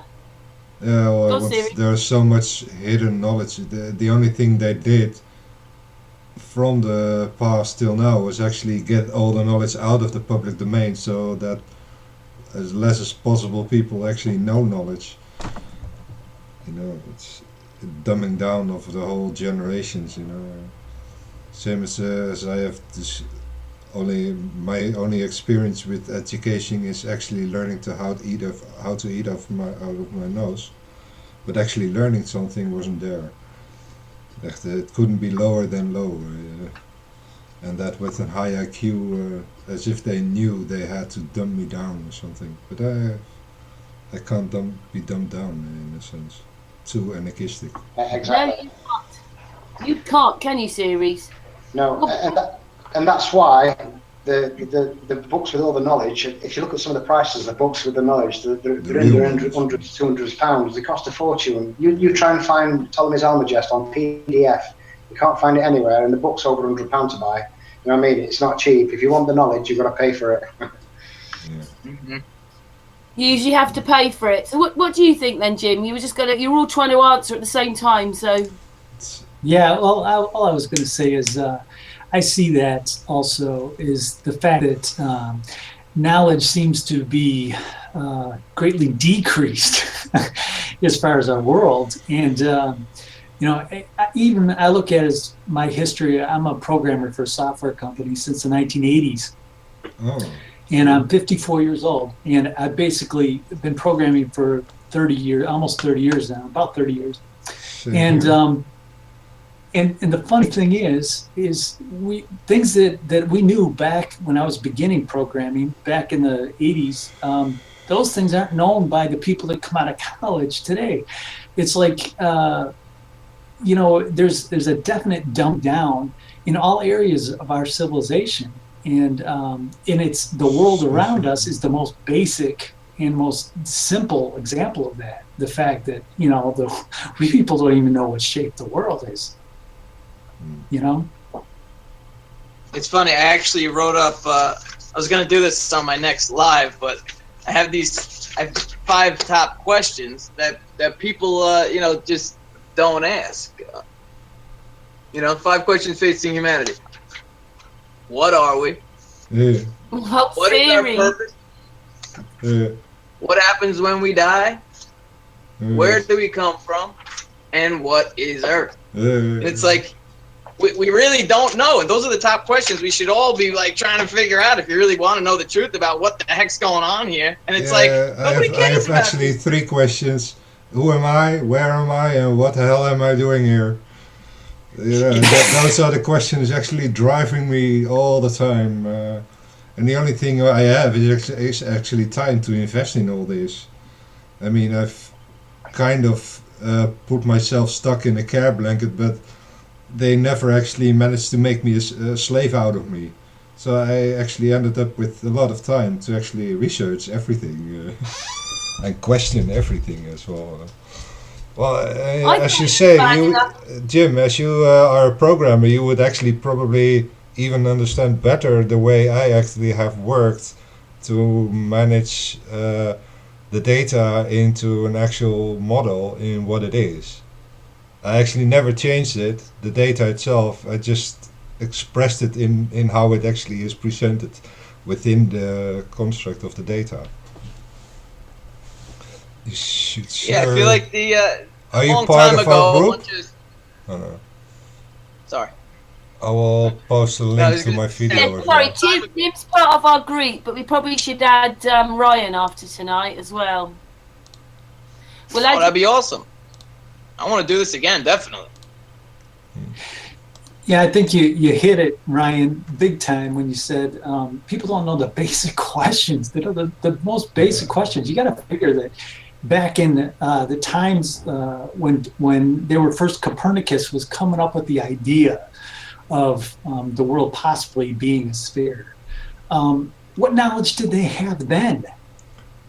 I mean, they had to have knowledge. Do you know what the They had to have a Copernicus scientific principle basis. is? That basic principle of that the Earth can't be the center. Yeah, if one thing is actually denying our position in the realm universe, I would suppose, then it is that we are the center of it. And Copernicus, of course, never released his data until even after he died. It took his assistant to release it because he didn't believe it himself. He didn't believe it himself. I mean, Copernicus was spreading a theory, you know. And then Galileo and Newton, and then they all just started running with it, right? But that was 500 years ago. It was 2,500 years ago that Pythagoras first had, and this is the same guy. I was about to say this before. It's the knowledge. When they realized that knowledge made them superior, they could use that as control and as power. And it was like, okay, well, let's dumb them down. And I mean, it's like the same. Pythagoras was the same guy that started the Brotherhood of Pythagoras, which was the first group of nerdy occultists who realized, let's keep the knowledge to ourselves. But you know what? It didn't take for 2,000 years until Copernicus, and he was backed, and then all of a sudden everybody started to take this heliocentric model. Well, if the sun's the center, like you said, then we have to be around if we're going around it. And all of these things are just based off of that one idea. And then you get to Einstein, and he's got this theory, and it's all. And then now today, everything is based off of these theories, and these are all just theoretical physicists, theoretical scientists basing theories off of theories off of theories. Throw one number in there. It's one big cyclical theoretical reference into itself without any root to reality. Exactly, and it was all in response to Tesla, because Tesla was the genius, and Einstein, he called Tesla the genius, and here Tesla said Einstein was an idiot for believing that the world was round. Yeah. Yes. Well, interestingly, if you start looking back through history, what you'll find is before the 1900s. We had 5 elements, and ether was the 5th element. And what they tried to do during the Michelson-Morley experiment was prove that the ether was actually moving, to prove that the actually spinning. But what that did, that failed to prove that there was any motion in the ether. So what they did, they just disregarded the ether completely. Yeah. And interestingly, if you look back through ancient times and you look at what the ether is made of, it's made up of all the different elements, and it's made up of like a secretion, they say like a gel kind of experience. I think I've talked about this before. If you read the book in Inventio Fortunata, what you'll find is on about 3 or 4 occasions on expeditions to the North Pole, they've got to the North Centre where Mount Meru or whatever is at the centre, and they've all come across this secretion, what they can't get past. It's like an impenetrable barrier. Now, the explanation they give for this barrier was very similar to the ether. Now, if you link this to the book The Worlds Beyond the Pole, and you see that when you go out from the poles and it all joins up, and so if you have got this impenetrable barrier at either end of the poles. I'm not saying you have, but this would make sense if we had an electromagnetic ether, because you've got the penetrable barriers at the poles, and also you've got this impenetrable barrier, the ether, above you. And if you look at the map of the world on the poles, then poles come up and they meet in a circle, and everything in between that is celestial sky, which makes sense to me. And if you've read the book Adventio Fortunato and Worlds Beyond the Poles, it all starts clicking into. Yeah, there's eventually I make a video as a presentation for what I figured out, but I figured this out based on others' work. Free Energy belongs to this. Ken Wheeler's work belongs to this. Santos Bonacci's work belongs to this. The world's beyond the poles. And eventually I found out that actually many more things are actually fitting on the map within the sacred geometry, and actually all the descriptions of, for example, the 4 pillars, and how probably the 4 angels of the 4 pillars have their 4 faces, which is also within the Flower of Life construct. And you see this kind of back in the elevation data itself, as in the south, for example, where is a particular edge, and below that edge there is a single wave. I'm still figuring out what the frequency amplitude is, but the distance is exactly 1 square. And but the edge from below up till the northern third square, there is a kind of edge, but not that clear as in the south, but it goes over to another circle realm. In that sense, there's a mixture of the Flower of Life circles and the square construct of the 3D. 3D is in a sense square, but everything beyond 3D becomes in this visible within this Flower of Life construct, in that sense. And you have then the physical side of it explained, but also how the stars are actually as a projection wheel on top of the square, in where we see the stars in the firmament, in that sense. And then between the firmament and Earth itself, you have all these layers, in where the ether layer is probably the biggest one, in where you have all the planets and probably the sun and the moon even. And then you have the fire layer, what is, if you ask me, the Van Allen belt in that sense. And then you have the air layer and the earth layer, the water and then the earth. And even the elevation data itself, I don't believe there's any seems like it is out of the south growing a tree, and then in the north you have the sky, in that sense, below sea. And yeah, it's just like an electrical growth of Earth itself towards heaven, in that sense. I don't believe there are any planets, because in Revelation 12 it talks about 12 stars that appear in wandering the sky. stars.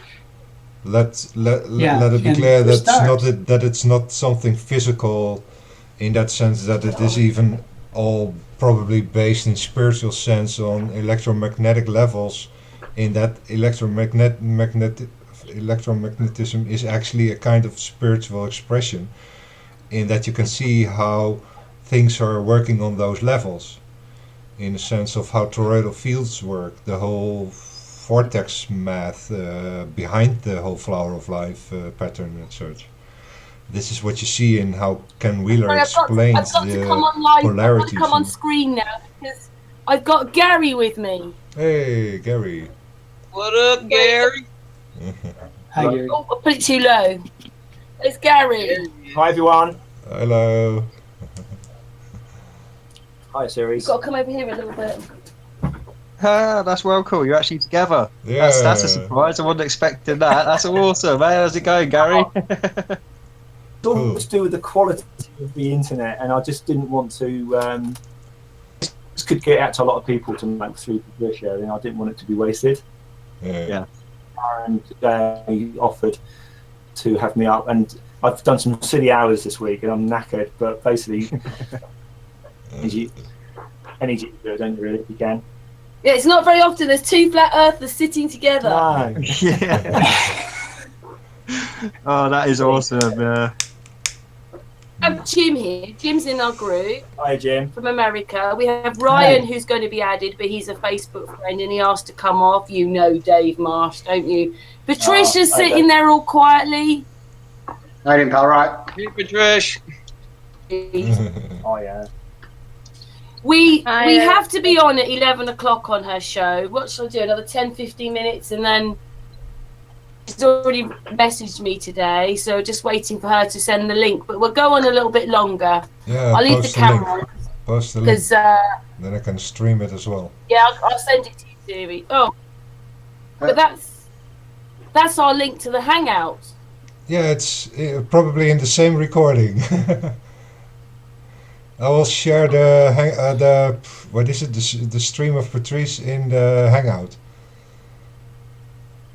Patricia Ceres. Maybe I can play the Wandering Stars video I did in the background while I was talking now, if that's all right. Yeah, you better go for it now. Just one thing. Jim just said something. He said you don't believe there's any planets.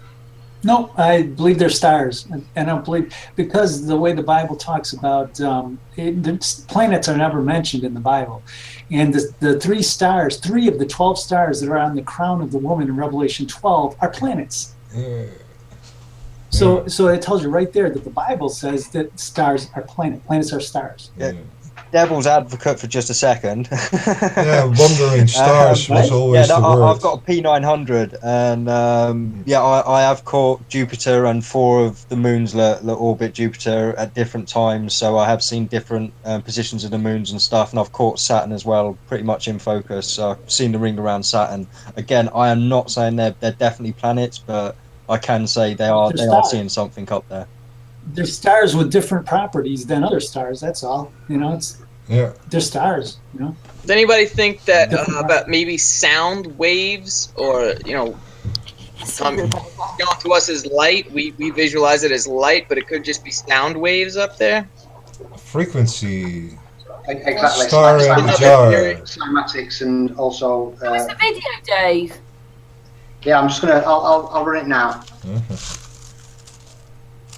If you look at it from a biblical perspective, in the book of Genesis, he set the stars in the firmament. So the stars are lights. First of all, they're described as being lights, and they're put in the firmament. So we know they're inside of the firmament and possibly in the wall of the firmament, for all we know. Yeah. Yeah, in the firmament itself. That's what I understand about it. Yeah. And Can I just add to I keep referring to the worlds beyond the poles in that sense of how that beyond the poles actually is projected in our sky in that sense. But that is the celestial realm up to the heavens and back to the south, what is actually as a whole energizing the energies out of the sky in astrological sense. That's where the astrological knowledge comes from, that they actually connect these. Gary just wanted to add something, Ceres. What did you want to say? Okay, there's 2 things. One is, I'm sorry, Ceres, I just need to make sure I get hold of Dave. Dave, obviously, you and I have had the odd chat recently, but I need some information off you for the website. So if you could work on something for me. I think I've sent you the email. I can contact you over the weekend privately, but there's some information I need from you if you don't mind. Secondly, I think at the conference you're going to find there's one chap that's actually going to be a speaker that's actually going to be talking about the P900 camera compared to other cameras, and they're going to use some learned for certain people that I'm only starting to learn myself, and I think it's going to be really, really interesting. Camera classes here. Yeah. Camera classes.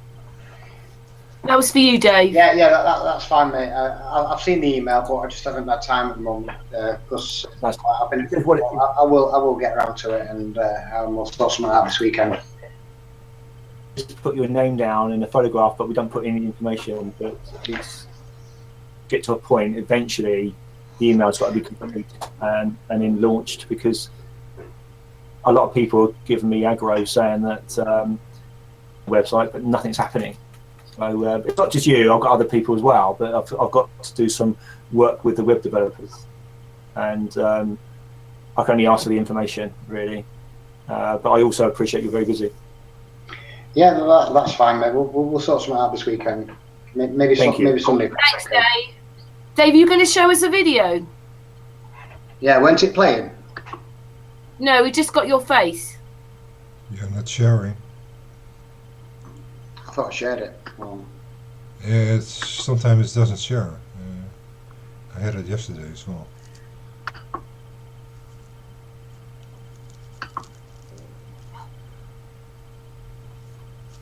Can you see now? No, it doesn't switch. No, not yet.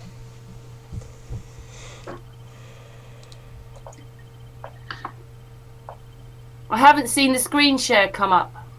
I've clicked it a couple of times. Try again. Maybe, Right, screen share. maybe a reconnect. Because you shared once, and after that share, it doesn't. Oh, now it does. There you go. He's got it now. He's Yeah. done it now, Ceres. Oh. Hello, Gary. Oh, That was cool. hey? Now, So, now it's gone. has he gone? Yeah, now you lost it again. What the fuck? That's strange. When I click on the actual video, it goes off. Yeah. Maybe I'll window it. Jim, you have incredible hair, brother. I love it. He mirrored it on mine. For a 54-year-old, anyways. People think that's Steve and I are twins. I'm almost 45. Yeah. And I'm looking older. You look good, Jim. You look good. Yeah, you look really good. This bothers my. Oh, it's sharing now. Back to me and Gary. Yeah. Now you switch. Oh, the full screen. That's That's it, the we've got problem. it now. Yeah. Oh, there it is. Almost. But Dave has to talk. But Beetlejuice. Dave, you muted yourself. Yeah. You should be able to present him, shouldn't you, Karen? Or Ceres, whoever's leading the hangout? What? Oh, there it is. What? Is it on now? Yeah. Yeah, Oh, so I've just been able to the- see it for a little bit. I was just expecting it to be presented. Yeah, Really And I've got to always- say, I'm jealous of the hair as well. it's on screen now, then, is it? Okay, there's. Yeah, I got nothing. No? Yeah. I don't know what's wrong with I that. can't help it, okay? I can't help it. Yeah, it just grows. Yeah, I was just going to leave it running in the background while we're talking, but obviously there's a few issues with that. It's not working for some reason. Yeah, the full screen. I can see it. Yeah, windowed it works, but the full screen is just. Yeah. So, can you see it? Can you see it now? Can you? Yep. Yeah. Is it because we've got too many cameras open? Yeah. So I'll just leave it like that. Then you'll get to see the stars anyway. So there's Jupiter and its moons, obviously. Yeah. So like these are all caught with the Nikon B700 and the. Yeah, see, little sparkles. Who's to say those are moons? Say that they're moons, so we just believe that they're moons. Yeah, at That's least right. I don't they're agree. always I don't around agree at all. Jupiter, in that sense. Yeah, I don't think it's terra firma that you can land on either. Yeah, that's the question. No, whether no. this, it's if it's all star in that sense. Yeah. Yep, stars are just lights in the sky. Exactly. That's right. That's right. So, Dave, what do you think about Jim saying he doesn't believe that they're only planets? Well, Nope. if you think about the heliocentric model, there's no planets orbiting the sun. That is for sure. Like I say, and each star is different to its altitude and its density. You know what I mean? They all, whether it's cymatics or some kind of frequency or what have you. But as we know, a lot of the stars we see, camera or through a lens, is down to lens distortion as well. That plays a big part in it too. Like say, Absolutely. the stars you see, you'll notice they're all round. Now, it's well documented that if you view a bright object from a far distance, it will appear round. That is a known fact. If you imagine a fire miles away, all you'll see is a round twinkle. Yeah, like I said, I believe the stars are, the planets are stars that have different properties. Exactly. Because the Bible calls them stars. And there's no place in the Bible that says the creation of planets. Planets were never created. No. God didn't create planets. He created stars. Oh, huh? Anyway, to me that planet means plane. They lied about how we're using that word. It doesn't mean The T I sun. will never use the word planet. I'll tell people don't use the word planet. They don't exist, and the first thing you think of is something circling around the sun. That's a false idea. They don't even exist. And so I would say the first thing is to talk about the world when you talk about the flat Earth. Don't talk about planets. How many times do we accidentally say planet when we're like so excited though, and telling people, look up, Yeah. Right. traitor. the T is silent. Got to get it out of your head, haven't you? It's so What's hard. that? It's the what's thing. that We're to say, so yeah. indoctrinated with school to believe what our teachers say. Exactly. NASA's the authority on science. They're the best. You have to listen to them.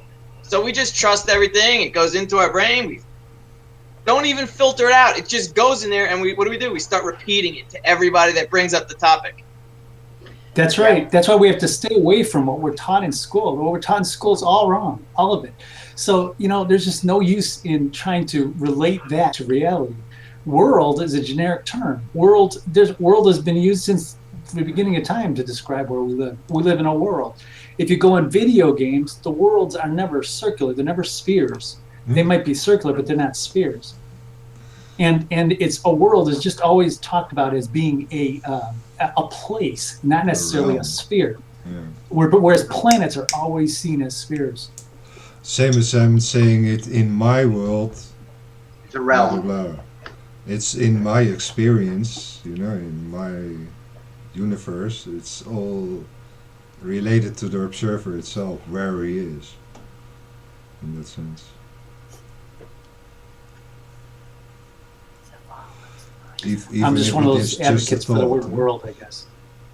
Yeah. I don't know if you've seen the logo, what some people put that on, but the Flat Earth Society, they've got members all over the globe, apparently. Yeah. Yeah. The globe. The globe. Yeah. We have members all over the globe. Yeah.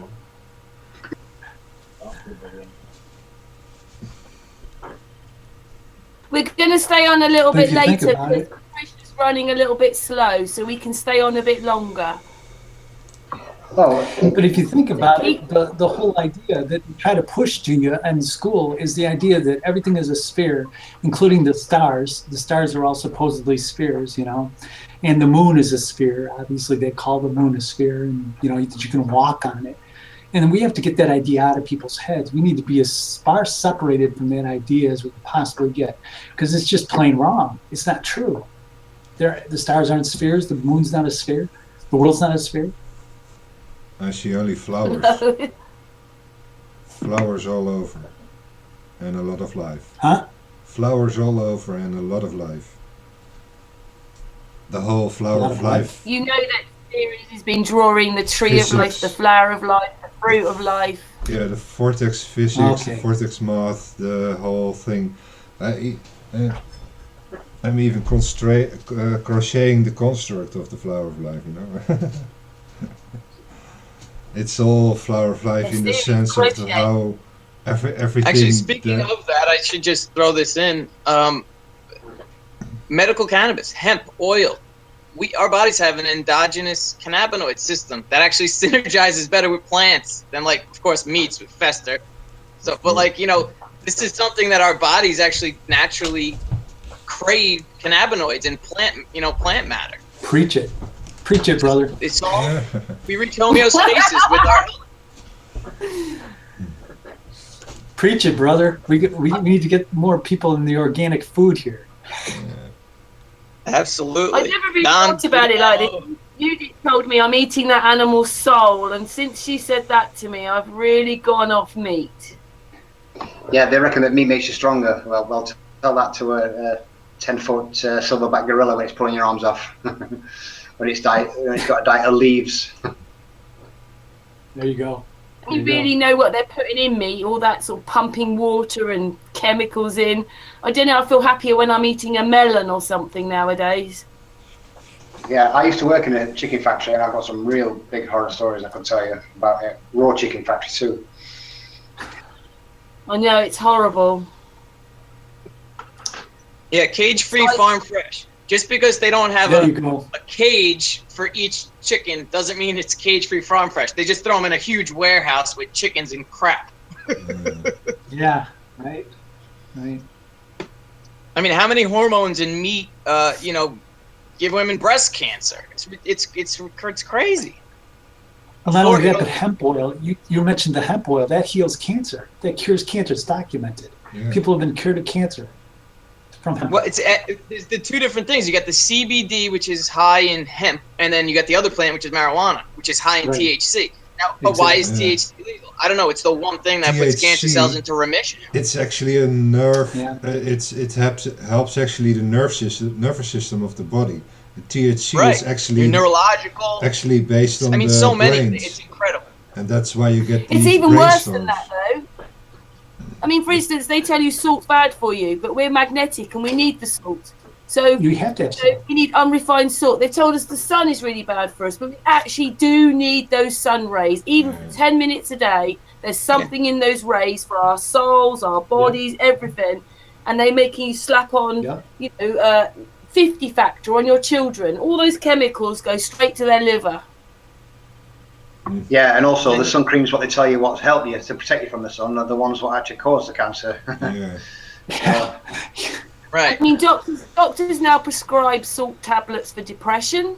And also, I put a video out myself where this doctor was explaining that in all the cancer patients they had in, they were all salt deprived. Their blood and that, so they were missing salt, and it caused cancer. And you know that they just put in refined salt on everything, aren't they? Yeah. We could be living in a beautiful utopia right now. We could all be so healthy. There would be no disease. We could probably have telepathy. But we've been so dumbed down and fluoride around our pineal gland. Like, we have to be just smart enough to operate those machines. Don't you ask any questions. We've got telepathy, and this is the thing. I mean, somebody walks in the room, before they say one word, you will know how they feel. You'll just get that kind of wave from them. I mean, it doesn't. It's not all down to body language or anything. Even you feel it, and that's telepathy. That is telepathy. We've got it. Yeah, and that's why it's sad when people don't say hello. Like, dude, you don't feel me right here? I'm 2 feet in front of you. You're just gonna walk by. Like, I just say hello to everybody, just cause, Yeah. Yeah, the time of but we're all connected. Because our minds we're all one energy. You're right. When somebody else comes in the room, everybody's aware. You don't have to. If we completely cut out verbal language, we would be much more telepathic. And it would happen so quickly too. We don't. Sometimes you don't even need to say anything. Ow.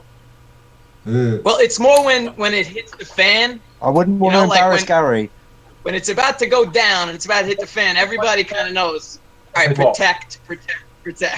I bet you can't guess what I'm thinking. What am I thinking? You're thinking, what's the moon doing right now? It's getting a bit confusing with all the thoughts.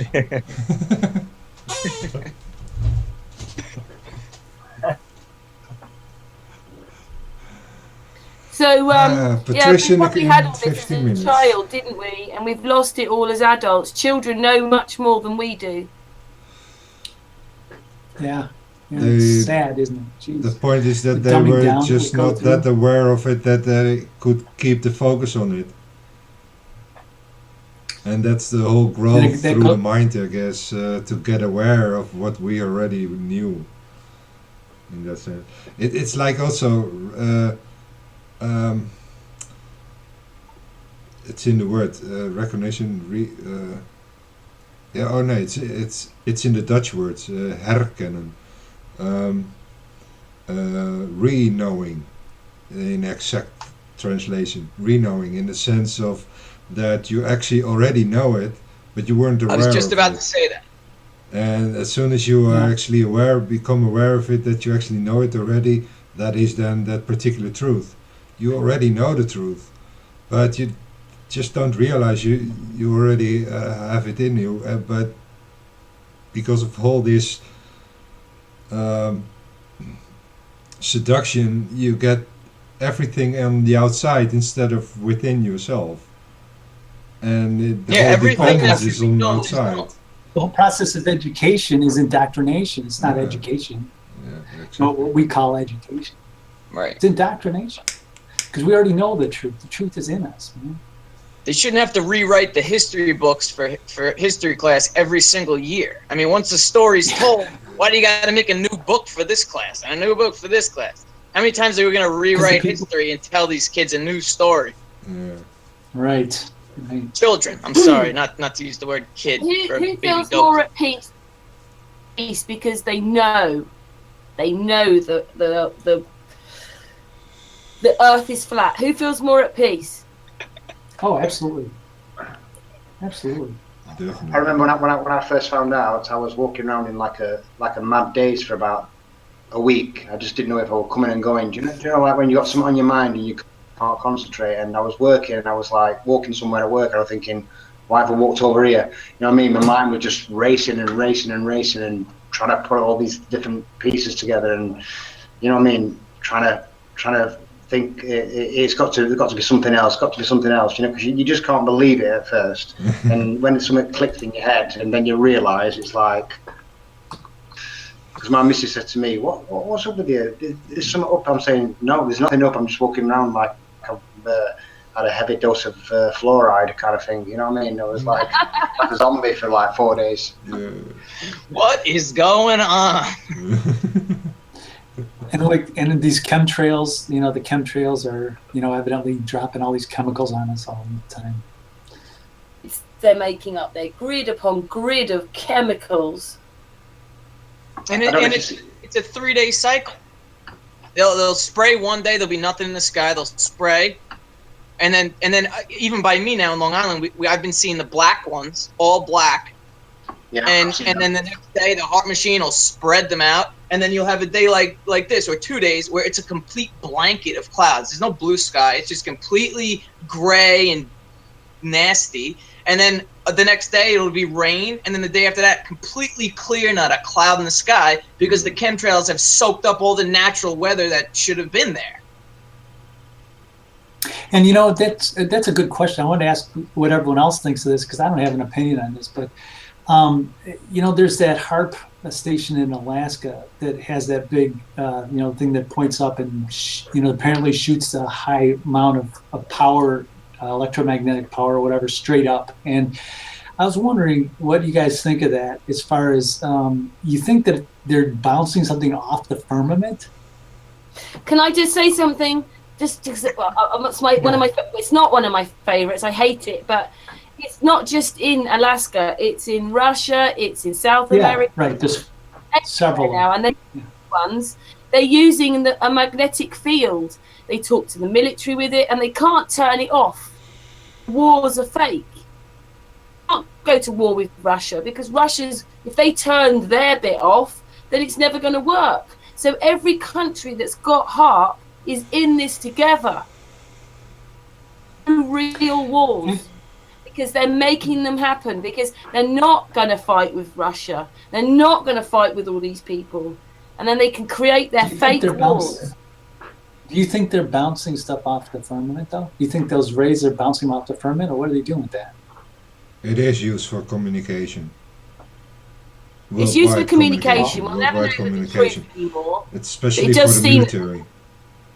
Because they're the ones actually also the ones spraying, because you will never see a commercial, although you have seen some footages of some commercial planes, but overall, a commercial plane isn't spraying at all. Those are the contrails we see. But everything in yeah, it's all black budget based in what is actually done in the background. And same for the whole HARP stuff. It's all military technology, all stolen. Spray it on us, in that make sense. us feel depressed, supposedly. You know, keep firing it over us so they can make people angry. Fear porn. Yeah. Then playing up there with it. Or the CERN machine. Who knows what's going on with that? Yeah, Lord knows what's happening with that. Are we creating the Big Bang? After, That's what we're supposed to be doing, isn't it? The particle accelerator, creating the Big Bang. Did anybody notice today that people are putting out that great big spaceship? Trying to steal, I don't know, this great big spaceship I've in seen that Middle thing East. 10 years ago as well on a sort of test video of how to get an animation into a real movie functioning. It's just film technique.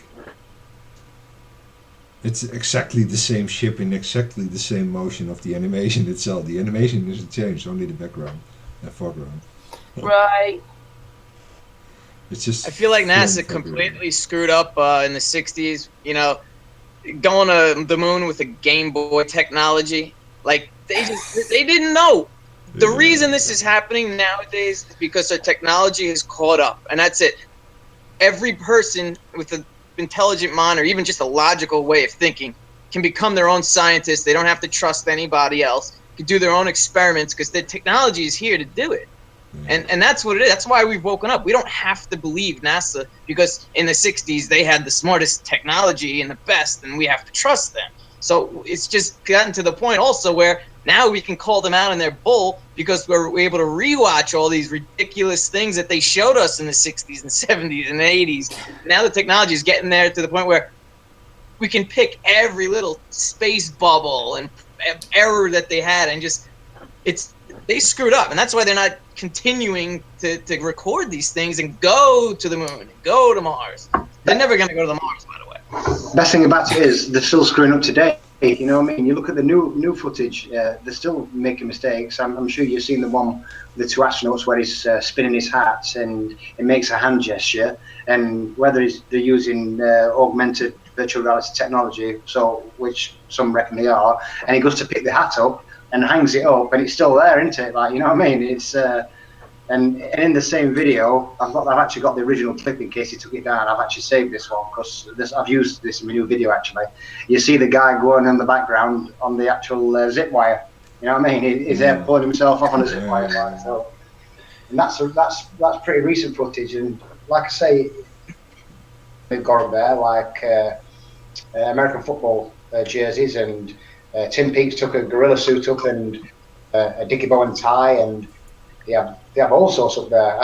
I don't know how much it is to carry the payload, but I know it's millions. $20,000 for 10 pounds, I believe, right?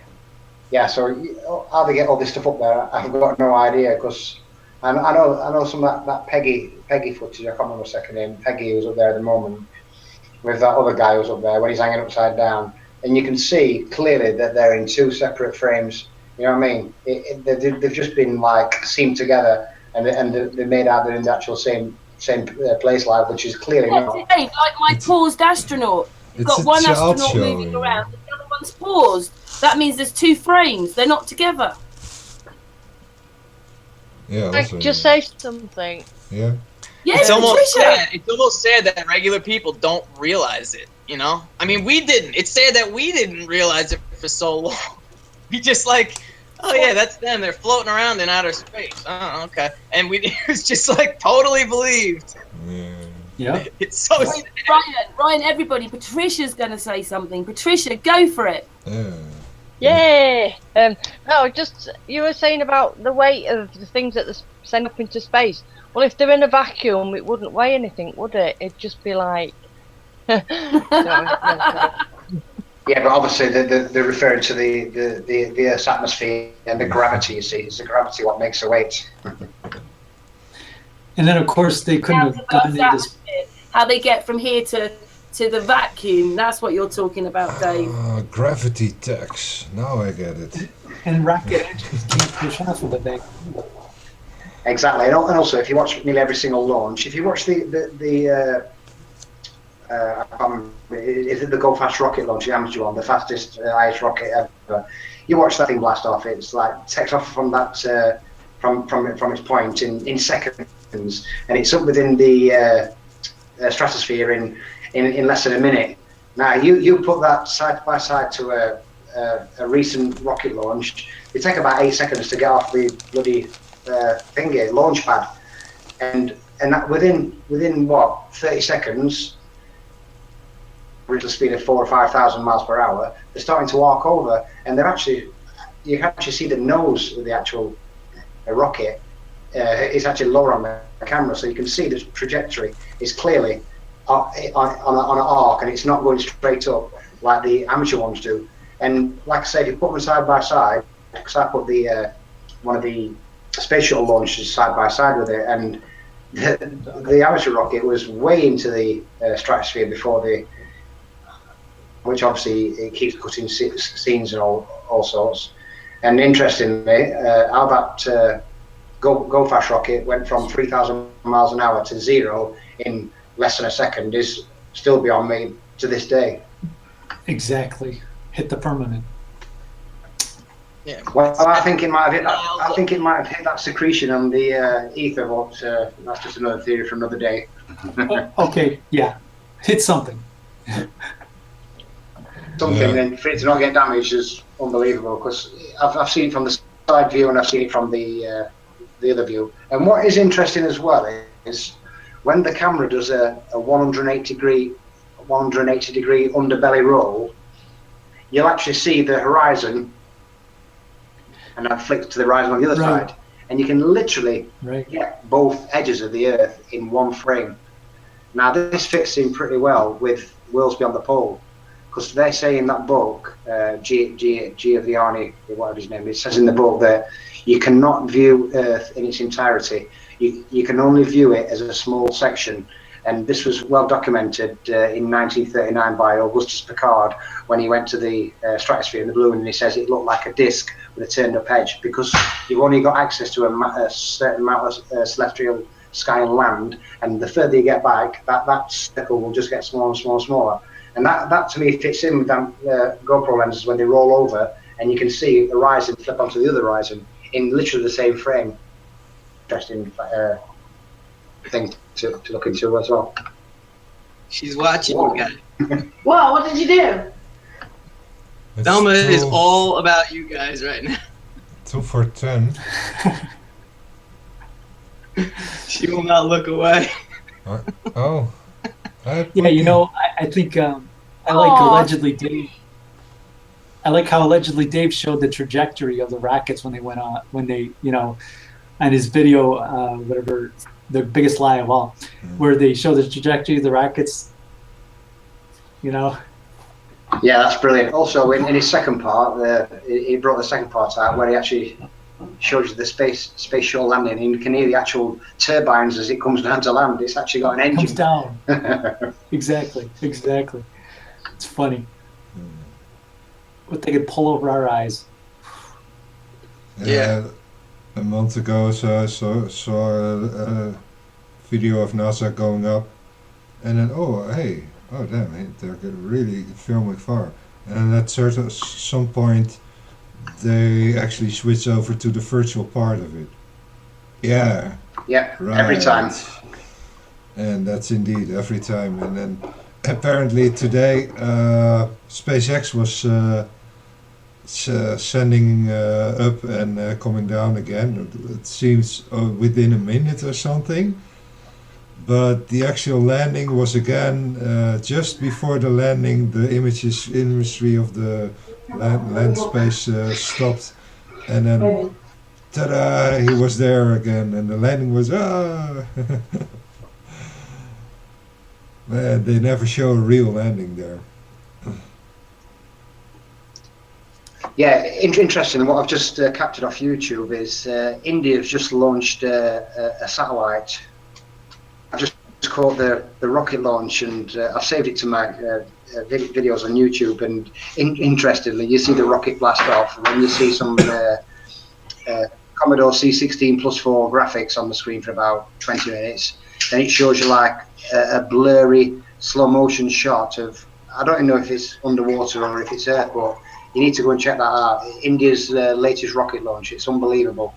It's nearly worse than the fake X one, where every time they go to land and they get it right, ready for the landing, here we go, damn, satellite's lost signal again. landing on aluminum stilts. Absolutely. It's so funny. The rocket goes and then it turns around somehow in midair and then lands. And everybody goes, like my best friend from high school, no offense, you know who you are, he shared it. And it's like, dude, you really totally believe that? Oh, man. Yeah, the rocket just flipped over somehow and it landed on aluminum stilts. If you get a chance to go onto YouTube, have a look at, Jaron did a SpaceX fake X landing, and I entered the competition, and I nearly won it actually. Have a look at it, because I did my own version of SpaceX landing with Pepper the Pig and a rocket, so it's worth a little look at that too. I gotta go. It's been nice. Thanks, you guys. Jim, hey, find me on Facebook. Yeah, thanks, Jim. Catch you next time, man. Yeah, I'm sure you'll be back, Jim. Yeah, Jim. I've Nice put, speaking with you. Jim, I've Take care. put a link to my video in the chat. I think he's gone, Ceres. Oh, he's already there. Yeah. So if I wanted to share this video, it's in the chat? Yeah, you can share Siri? it. You can share it. I just. So that's not for people to. That's just just to view. Right? Yeah, I just unlisted it so that it's not in the search engine. You have actually to share it to get the information. In a way, I figured the information is so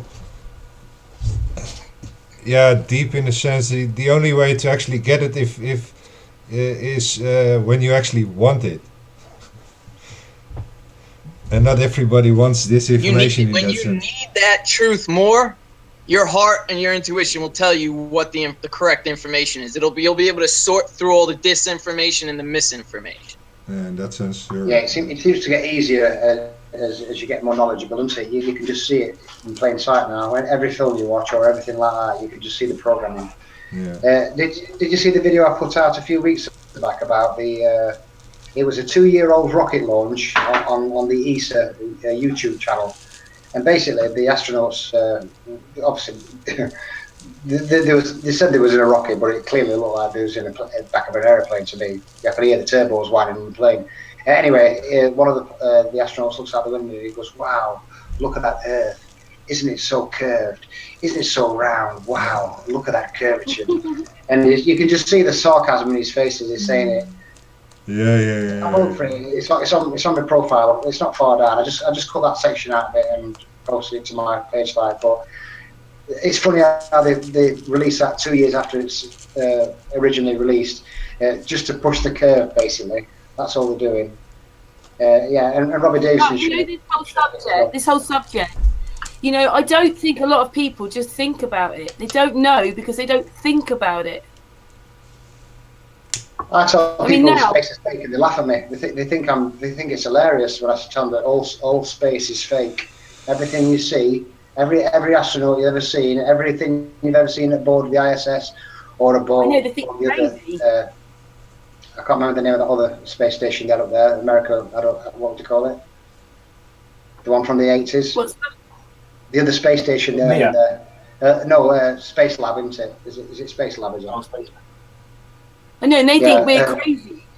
They think we're the crazy one.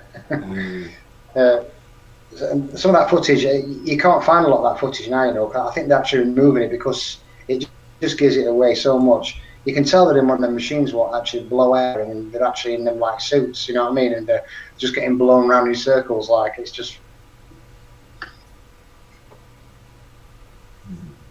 I know. I always see the ISS, and I think every time we see them, they say, "Hey, how can you prove that you're in zero gravity?" And what do? They do Look either at a front flip or a back flip.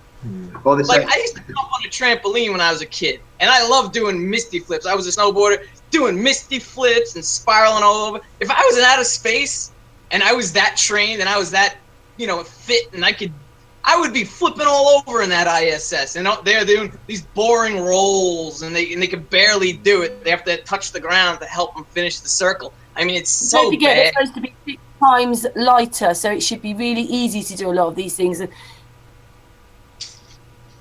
yeah, they're supposed to be microgravity, but if you think about it, if they were doing these somersaults and banging themselves against the walls of the ISS, because of the being Sorry, then in space in a microgravity vacuum, exists. really, they would actually send the ISS off its trajectory. Really, if you think about it, you know what I mean? Because like the weightlessness, isn't it?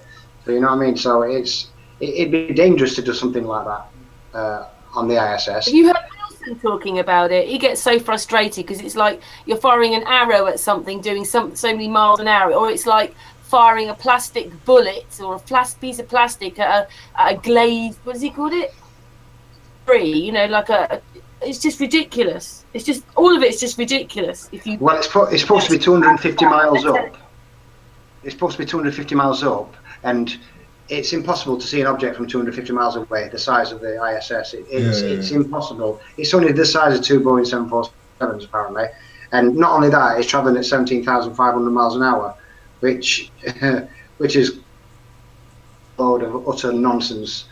Yeah, it's all, like I say, there is something up there floating about and going across the sky, because I've seen it myself on a number of occasions. In fact, I've recorded it on a few occasions. So there is something up there, whether it's caught in the magnetic field or it's something natural, I don't know. You know what I mean? It could be like some kind of rogue comet or something like that. I don't know, but it's definitely not a space station. That is a fact. Because if you look at that video what Crow's just put out, where his mates spent months and months trying to capture the ISS at close range, all you get is a white light.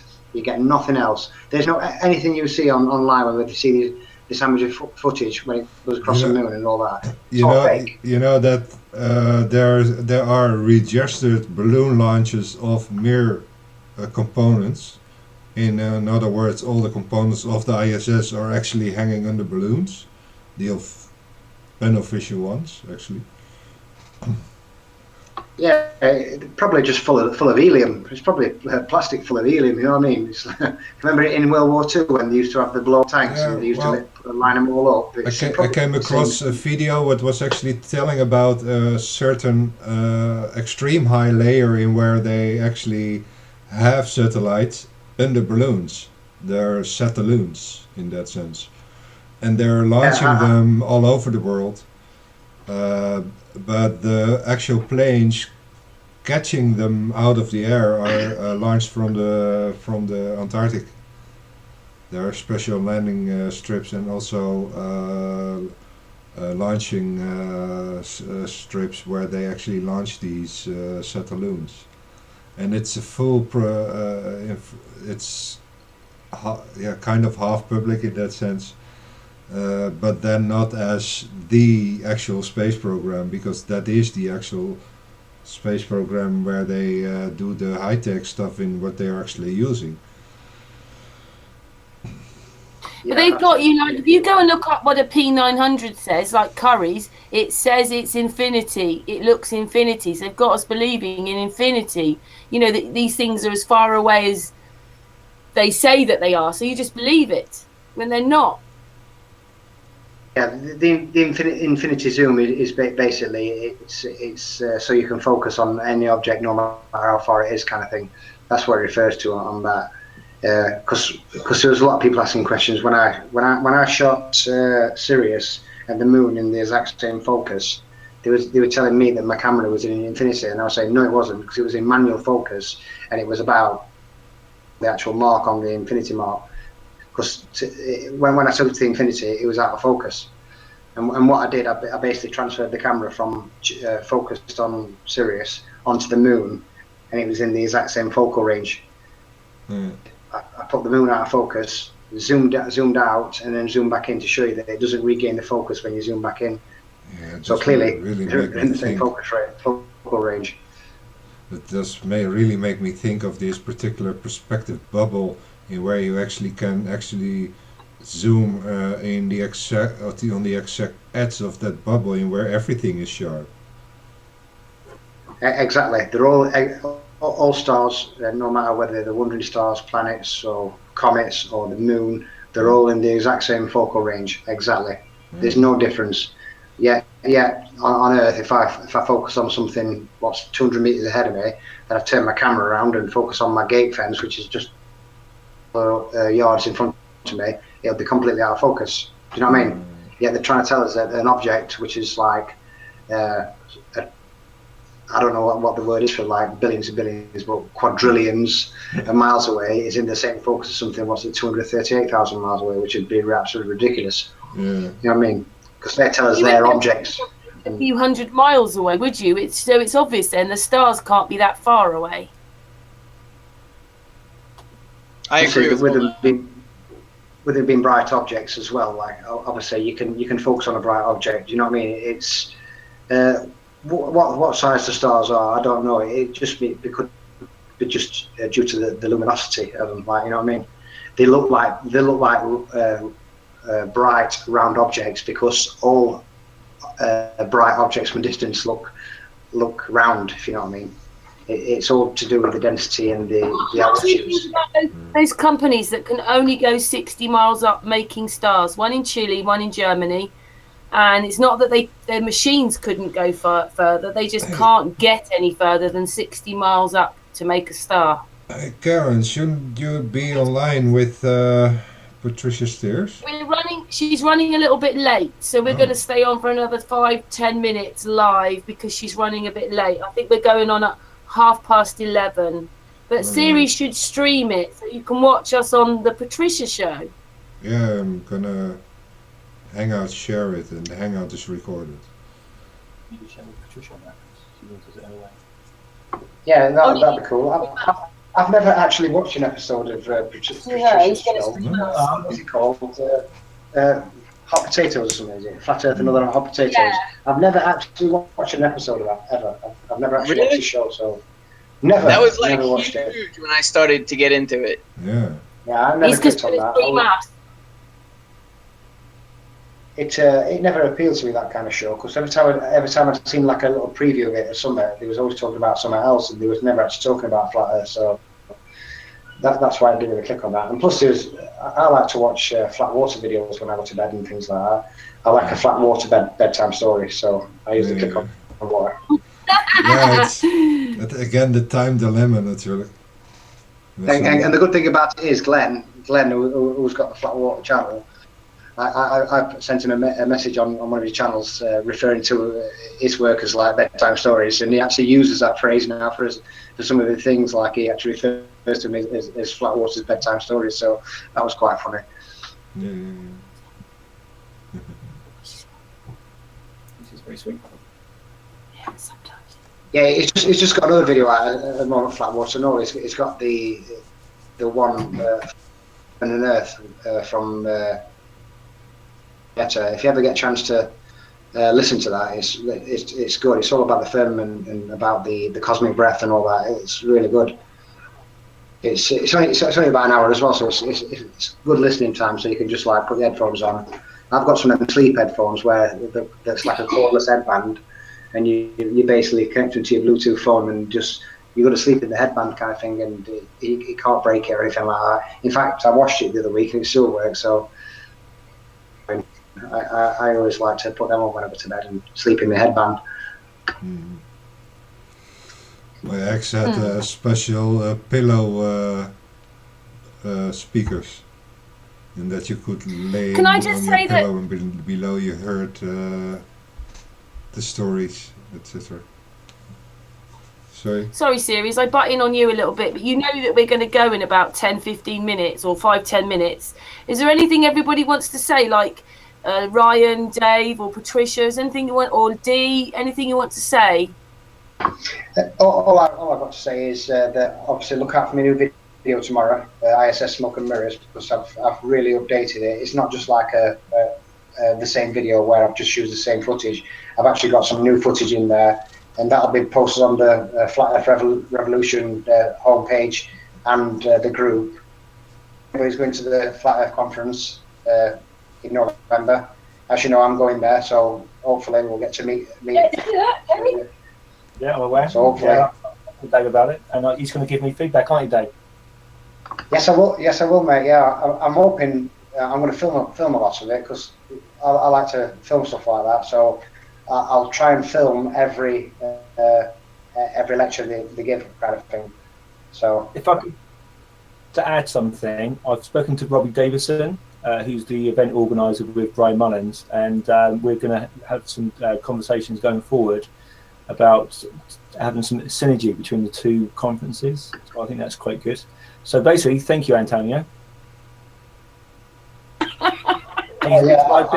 He's my biggest mate.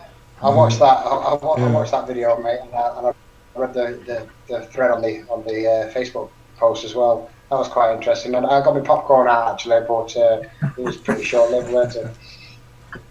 Can I just add, Karen? Don't you think though that he absolutely made himself look a fool?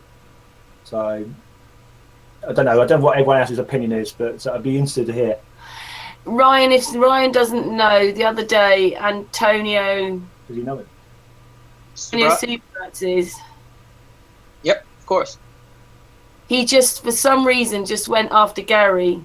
But you see, he didn't talk to Gary in a very nice way. So it wasn't that Gary was saying no to the truth. He was just saying no to him, but the way he was talking to him. The next thing was, Gary was all over the internet by the nasty video from Antonio. I was really upset for Gary because I know Gary now and I know his heart and soul's into this conference and he's put his own money into it. And we've talked regularly on our Hangouts about this. We've obviously got Mark Sargent coming, so we talked to him. We've got John Amorgog, we talked to him. And then suddenly there's this man going, I demand, I want to know now. And so Gary just went, no. The video came out. I then went all over his post. I wrote to everybody because obviously they believed him. And then I made my own little video. But I'm not going to be doing things like that too often because I'm not into arguing. But I just was so upset for Gary. Sorry. Gary, you can handle yourself, I know. He was mad because you got such nice hair, man, right? Me? Yeah, Gary. I must admit, I've actually found that there's a few people, Brad Pitt is one, George Clooney. They want to know if they can model themselves on me, and I'm debating it over the weekend. Everybody keeps confusing you. Obviously, for a small fee, because apparently I'm a scam artist, so I might as well be charging these Hollywood stars if they want to copy my hair. Unfortunately, there is a lot of drama, because we deal with it's a controversial community, we're dealing with. Unfortunately, I mean, it is great that we have a lot of great people, and that's why this is working, because we rely on people to be honest and true, and because so many are, we kind of get past all the bull. Yeah, and that's what one thing I just wanted to say on about pushing different agendas is because I'm just looking for the truth, and before I did my moon race videos, I believed that the Gleason's 1892 or the Azimuth equidistant map was actually the correct. I mean, I've only gone by what videos do. It's not until I actually did my own research that I actually realised it wasn't. But if I had an agenda to push that map, I could have manipulated the moon on the Tropic of Capricorn. I could have just speed the footage up by 1.25% or you know what I mean, I could have done anything, but I was true to myself and I stuck to it, and that's when I questioned the actual circle map, and out of that I've learned that the circle map, although it is pretty accurate in the north, if you think about it, if the sun and moon are over that northern vortex, it will do exactly what it would do within reason within that map. It's when you get to the south that actually, and nothing really fits. And all these moon and sun trackings they do, a lot of them they do on the equinoxes and in the British summer or the northern summer. You don't seem to get a lot of them doing it on the southern summer, if you know what I mean. Because when you do it there, they don't work, and we've proved that. And I don't think it was last year's or the year before when they did it, but it was one of the years, and the readings weren't making sense when they was getting the readings in the south. And because you reported it the way you did, Dave, I and so many other people are going to be more open to hearing it, you know, because it's hard, you know, honestly, hearing that what you've started to relearn may not be correct either. And some people try to hang on to it, and then they call other people shills and trolls and everything. And if you don't do that and you just say, listen, I'm going to stick with how I've been researching through the scientific method, can take every bit of information one at a time and handle it on how with what I really feel is right, then you can decide what's correct. But people just shut off because they hear, oh, it's another theory, I don't even want to be involved with it, or it's a psyop. And it's like, dude, you're not researching. Again, you're doing what we tell everybody else not to do. Like, we're supposed to be the most open-minded people. You know, let's continue our research, because until we all decide that, yes, we got it, we don't. All we know is that it's not a globe. Yeah, and that's for the very reason why I backed up, why I had all the data to back me up on that second moon race, because I knew the questions would be asked. In fact, Jaren actually already asked a question on how much shrunk on the Tropic of Capricorn. I think I know what he's referring to, because if you think about parallax, when an object's further away from you, it looks like it's traveling slower, doesn't it? Mm-hmm. Yeah, I'm sure. If that other guy was here talking about video games and parallax scrolling, you'd understand what I'm talking about, because it's a known fact that an object from far away looks like it's going slower. But even so, to the actual location where it is supposed to be going slow from our position, i.e. New Zealand, where it's literally on the Tropic of, and you'll find you do not get a lot of refraction there either, because you think about it, when the moon's perpendicular over a location, the refraction is actually zero. It's only when you're in the far hemispheres that you will get that refraction. That's why we get quite a lot of refraction here, because that's why it obviously is projected into our sky, basically. But if you think about New Zealand, where it's literally just on Capricorn, and when the moon is on that line, it is perpendicular with the observer there, so you do get less refraction. So.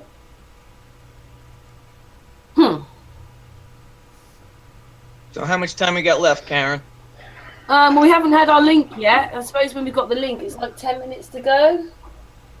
It's a problem at the moment. Yeah, so Ryan, are you going to the conference in November? The Flat Earth Conference in North Carolina or in the UK? In North Carolina. I don't have a ticket for that, but I'm, you know, if one gets available, I'm definitely going to head down there. Even if I don't have a ticket, I might just show up.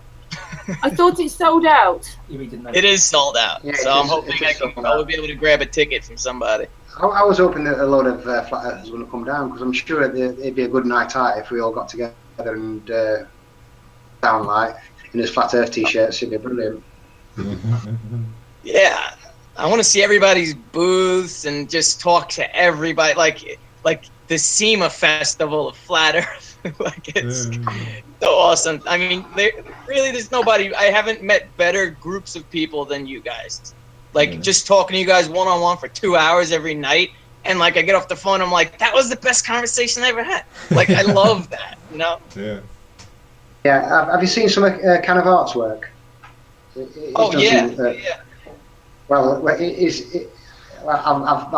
asked him to do a cartoon meme for me moon race video. He's actually sent me a drawing of it, where you've got Tesla holding the ether, and it's projecting 3 moons, and you've got the full moon, which was on the equator, in the front light with a big determined look on his face, and you've got the other 2 moons like in the phases, like dropping behind, like out of breath because they can't keep up with the moon on the equator. He's done a good drawing of it, and hopefully I'll get around to actually finishing the actual cartoon meme. because he's actually done me my own special version of his new P900 one, the Curve Buster. He's actually done one for me for just especially for the B700 because I don't have a P900. So I've got that on my wall now on my Facebook page. So if you get a chance, click on it, have a look at it. It's quite cool. Yeah, definitely. From he did the moon meme where he's got the moon where it's trying to suck up the water with its gravitational pull. That was based on an experiment I did called the Moon Job. So if you ever get a chance to watch that as well, because that's where I time lapse the moon in front of a glass of water for 4 to 5 hours to see if the moon's gravitational pull has any effect on water. And I also put salt in the water as well, so I get it the actual real effect. But it's more of a tongue-in-cheek video than actually a serious one. When you say effect on the water, you mean cooling effect or gravitational? Gravitational effect. If it can move masses of water, I'm sure it can move a little cup of water. That was my motto on the actual video. It was more a piss take, really, if I'm honest. You know, Kenev is awesome. I when he first started doing the art, I remember he told me, and I mean he's been pumping them out ever since, and they've getting better and better, and he's added color. He's doing a great job. I think he's working with Jaron right now on some book or something like that. I was working with Eric Dubay on a children's book about. Eric Dubay, right? Children's book, right? Right, guys, I'm going to have to shoot because I've got to get up early in the morning and I want to finish my video tonight because obviously I want to post it tomorrow. So keep your eye out for that. And it's been nice speaking to you all. Yeah, it's been great. Thanks for coming on. Do you think that really, I mean, we are waiting for Patricia to send us the link, but do you think that we should probably end the hangout really altogether and Ceres is going to stream it? Yeah, I just want to say one thing, Dave. I know I got to write my show too. Tomorrow I'll be on it between 3 and 6 in New York, and you guys are about 5 hours ahead in the UK. And then I got 14 hours ahead in Australia, so that'll be Sunday morning at like 8 in the morning. And then I got Cali, which is 3 hours behind. So that's tomorrow. I'll be doing that. And then I just want to say my goodbye here. Live your passion, raise your vibration, and charity your energy. We can sync our love and our frequencies. We'll raise our generations. Okay, live for yourself. A humble ego is uniquely rare to humanity. Yeah, I agree with that. So Ryan, stay there a minute. What do we have to do, guys, then, as Ryan's here and he said those words? We have to have a group hug. Group hug? Yeah, group hug. You guys are awesome. Do you like the t-shirt? I've changed the map now. It's not round anymore. Yeah, That's awesome, Dave, man. Yeah, it's at least a GPS format. So Ryan, I've added you to Sun and Moon. I saw. Yes, I accepted. Thank you. Bye, Dave. And come back again on another one. I'm looking forward to it, guys. I can't wait to do this again. Karen, thank you so much. Siri, appreciate you doing everything. Dave, good to see you again. Everybody else, guys, this is awesome. It's so cool. I just downloaded this yesterday when Karen sent it to me. So I can't wait to do it again. And got a new toy then, Ryan. It's gonna be a good year. Yeah, definitely. I gotta play. Yeah. I gotta play around with it. Yeah. It's been a good year so far, and there's a lot more to come. So thanks a lot, and take care, everybody, and I'll see you around. Yeah, well. Thanks, Dave. Bye. Bye. Bye. See you then. Ryan, watch my video and blow your mind. What, buddy? Watch my video and blow your mind. Deary me. Yeah. But Ryan, I got to say, you've got a great energy about you, man, and I definitely hope you do jump on some future hangouts for sure. Oh, thanks, brother. Yeah, I Yeah. definitely will. Definitely will. And yeah, get me on Facebook. Let's talk. It does seem, Ryan, that we are seeming to go live most nights. I mean, obviously, we've got our Sunday one. I mean, we might be back on tomorrow at this rate, might we, Ceres? Because we're just opening up the channel to communication. Yeah. So, I don't know, if you're not busy tomorrow night, I'll let you know, and maybe you can pop back on tomorrow. Awesome. Yeah, we're going to be talking every day, Karen, so that's cool. Awesome. Oh, it's already this. Cool. Yes. Yeah, it's very nice to meet you, Ryan. Yeah, you too, guy. I appreciate this so much. It was so much fun. Yeah, man. Yeah, it's really weird because I've watched some of your videos and I've been watching your videos and now you're with us and because of the background with all your things that you've got up. Yeah, movies, cannabis, and global eyes. Right. I was a huge film buff before I woke up, so I have to bring that in. Although Hollywood's brainwashing, I will say that. Yeah, no, I agree there, man. Can I just say, guys? Can I just say we've got our link now? Oh, pass it. Oh, awesome! Is that in the yes. chat? Great. No, Yeah. our link to the Patricia show. So we've kind of got to go okay. now. Can you Ryan, also ask for for this. the How do I stream share link? We Gary? will just be live again. Ceres will just stream me, Yeah, but not Patricia's. He's Can gonna I share stream this, or are you going to share a YouTube-like thing? it's Yeah, we series are will put it- now live on her channel through our Hangout, and I'm Perfect. gonna try to stream her live stream if she passes me the link. Can Patricia also pass me the link He to? does say, Ceres, not to share it with anyone else. Right. Gotcha. Does that mean But that to view. everybody can jump in on the Hangout? That's what she doesn't want, is it? She doesn't want anybody to go on her Hangout. Gotcha. But to view this specific show that we just did, are you going to share something for people to view it later? When now live. Ceres cuts the feed in a minute, it will go onto YouTube. Yeah. Perfect. Awesome. Yeah, But we have to end it now because we need to get onto the other one. well, I was just going to So- say, if Gary could, if Ryan could quickly just pop something in the YouTube chat if that's possible, because there's people asking to subscribe, and it'll be easier if they can just click on his name. Okay. Put it in here. Oh, that's not the right place. No, the chat. In the YouTube chat, if you can. Oh, Okay, so when that opens up. no, this is the live link. There's the chat already. Yeah, we need to go, guys. Okay. That's all right. But Love you all. All these CAT. Bye, everybody on the Bye, live feed. Thank you everyone. very much for watching. Thank you, Ryan. Thank you, Dave. Thank you, Dee. Thank you, Patricia. Thank you, Gary. Thank you, Ceres. Did I get everybody? Yeah. Oh, Loved and it. Jim. Jim as well. Yeah. Bye, everyone. Hi, guys. Bye bye. Thank you for watching. We'll be back very soon. In a minute. Yeah. What channel do I need to actually stream? This is the time you're asking. Yeah, it's. Right. I wanted to ask all Thank the you very time, much, but Ryan. Ryan, we have to go now because I have to cut this. I'm just going to talk to Ceres for a minute. But when you come back, that was great. Okay. I'm out. Do I have to click something? Thank you. Mwah. Thank you very much. Speak to you and we'll get you back Bye. on again. see you next time.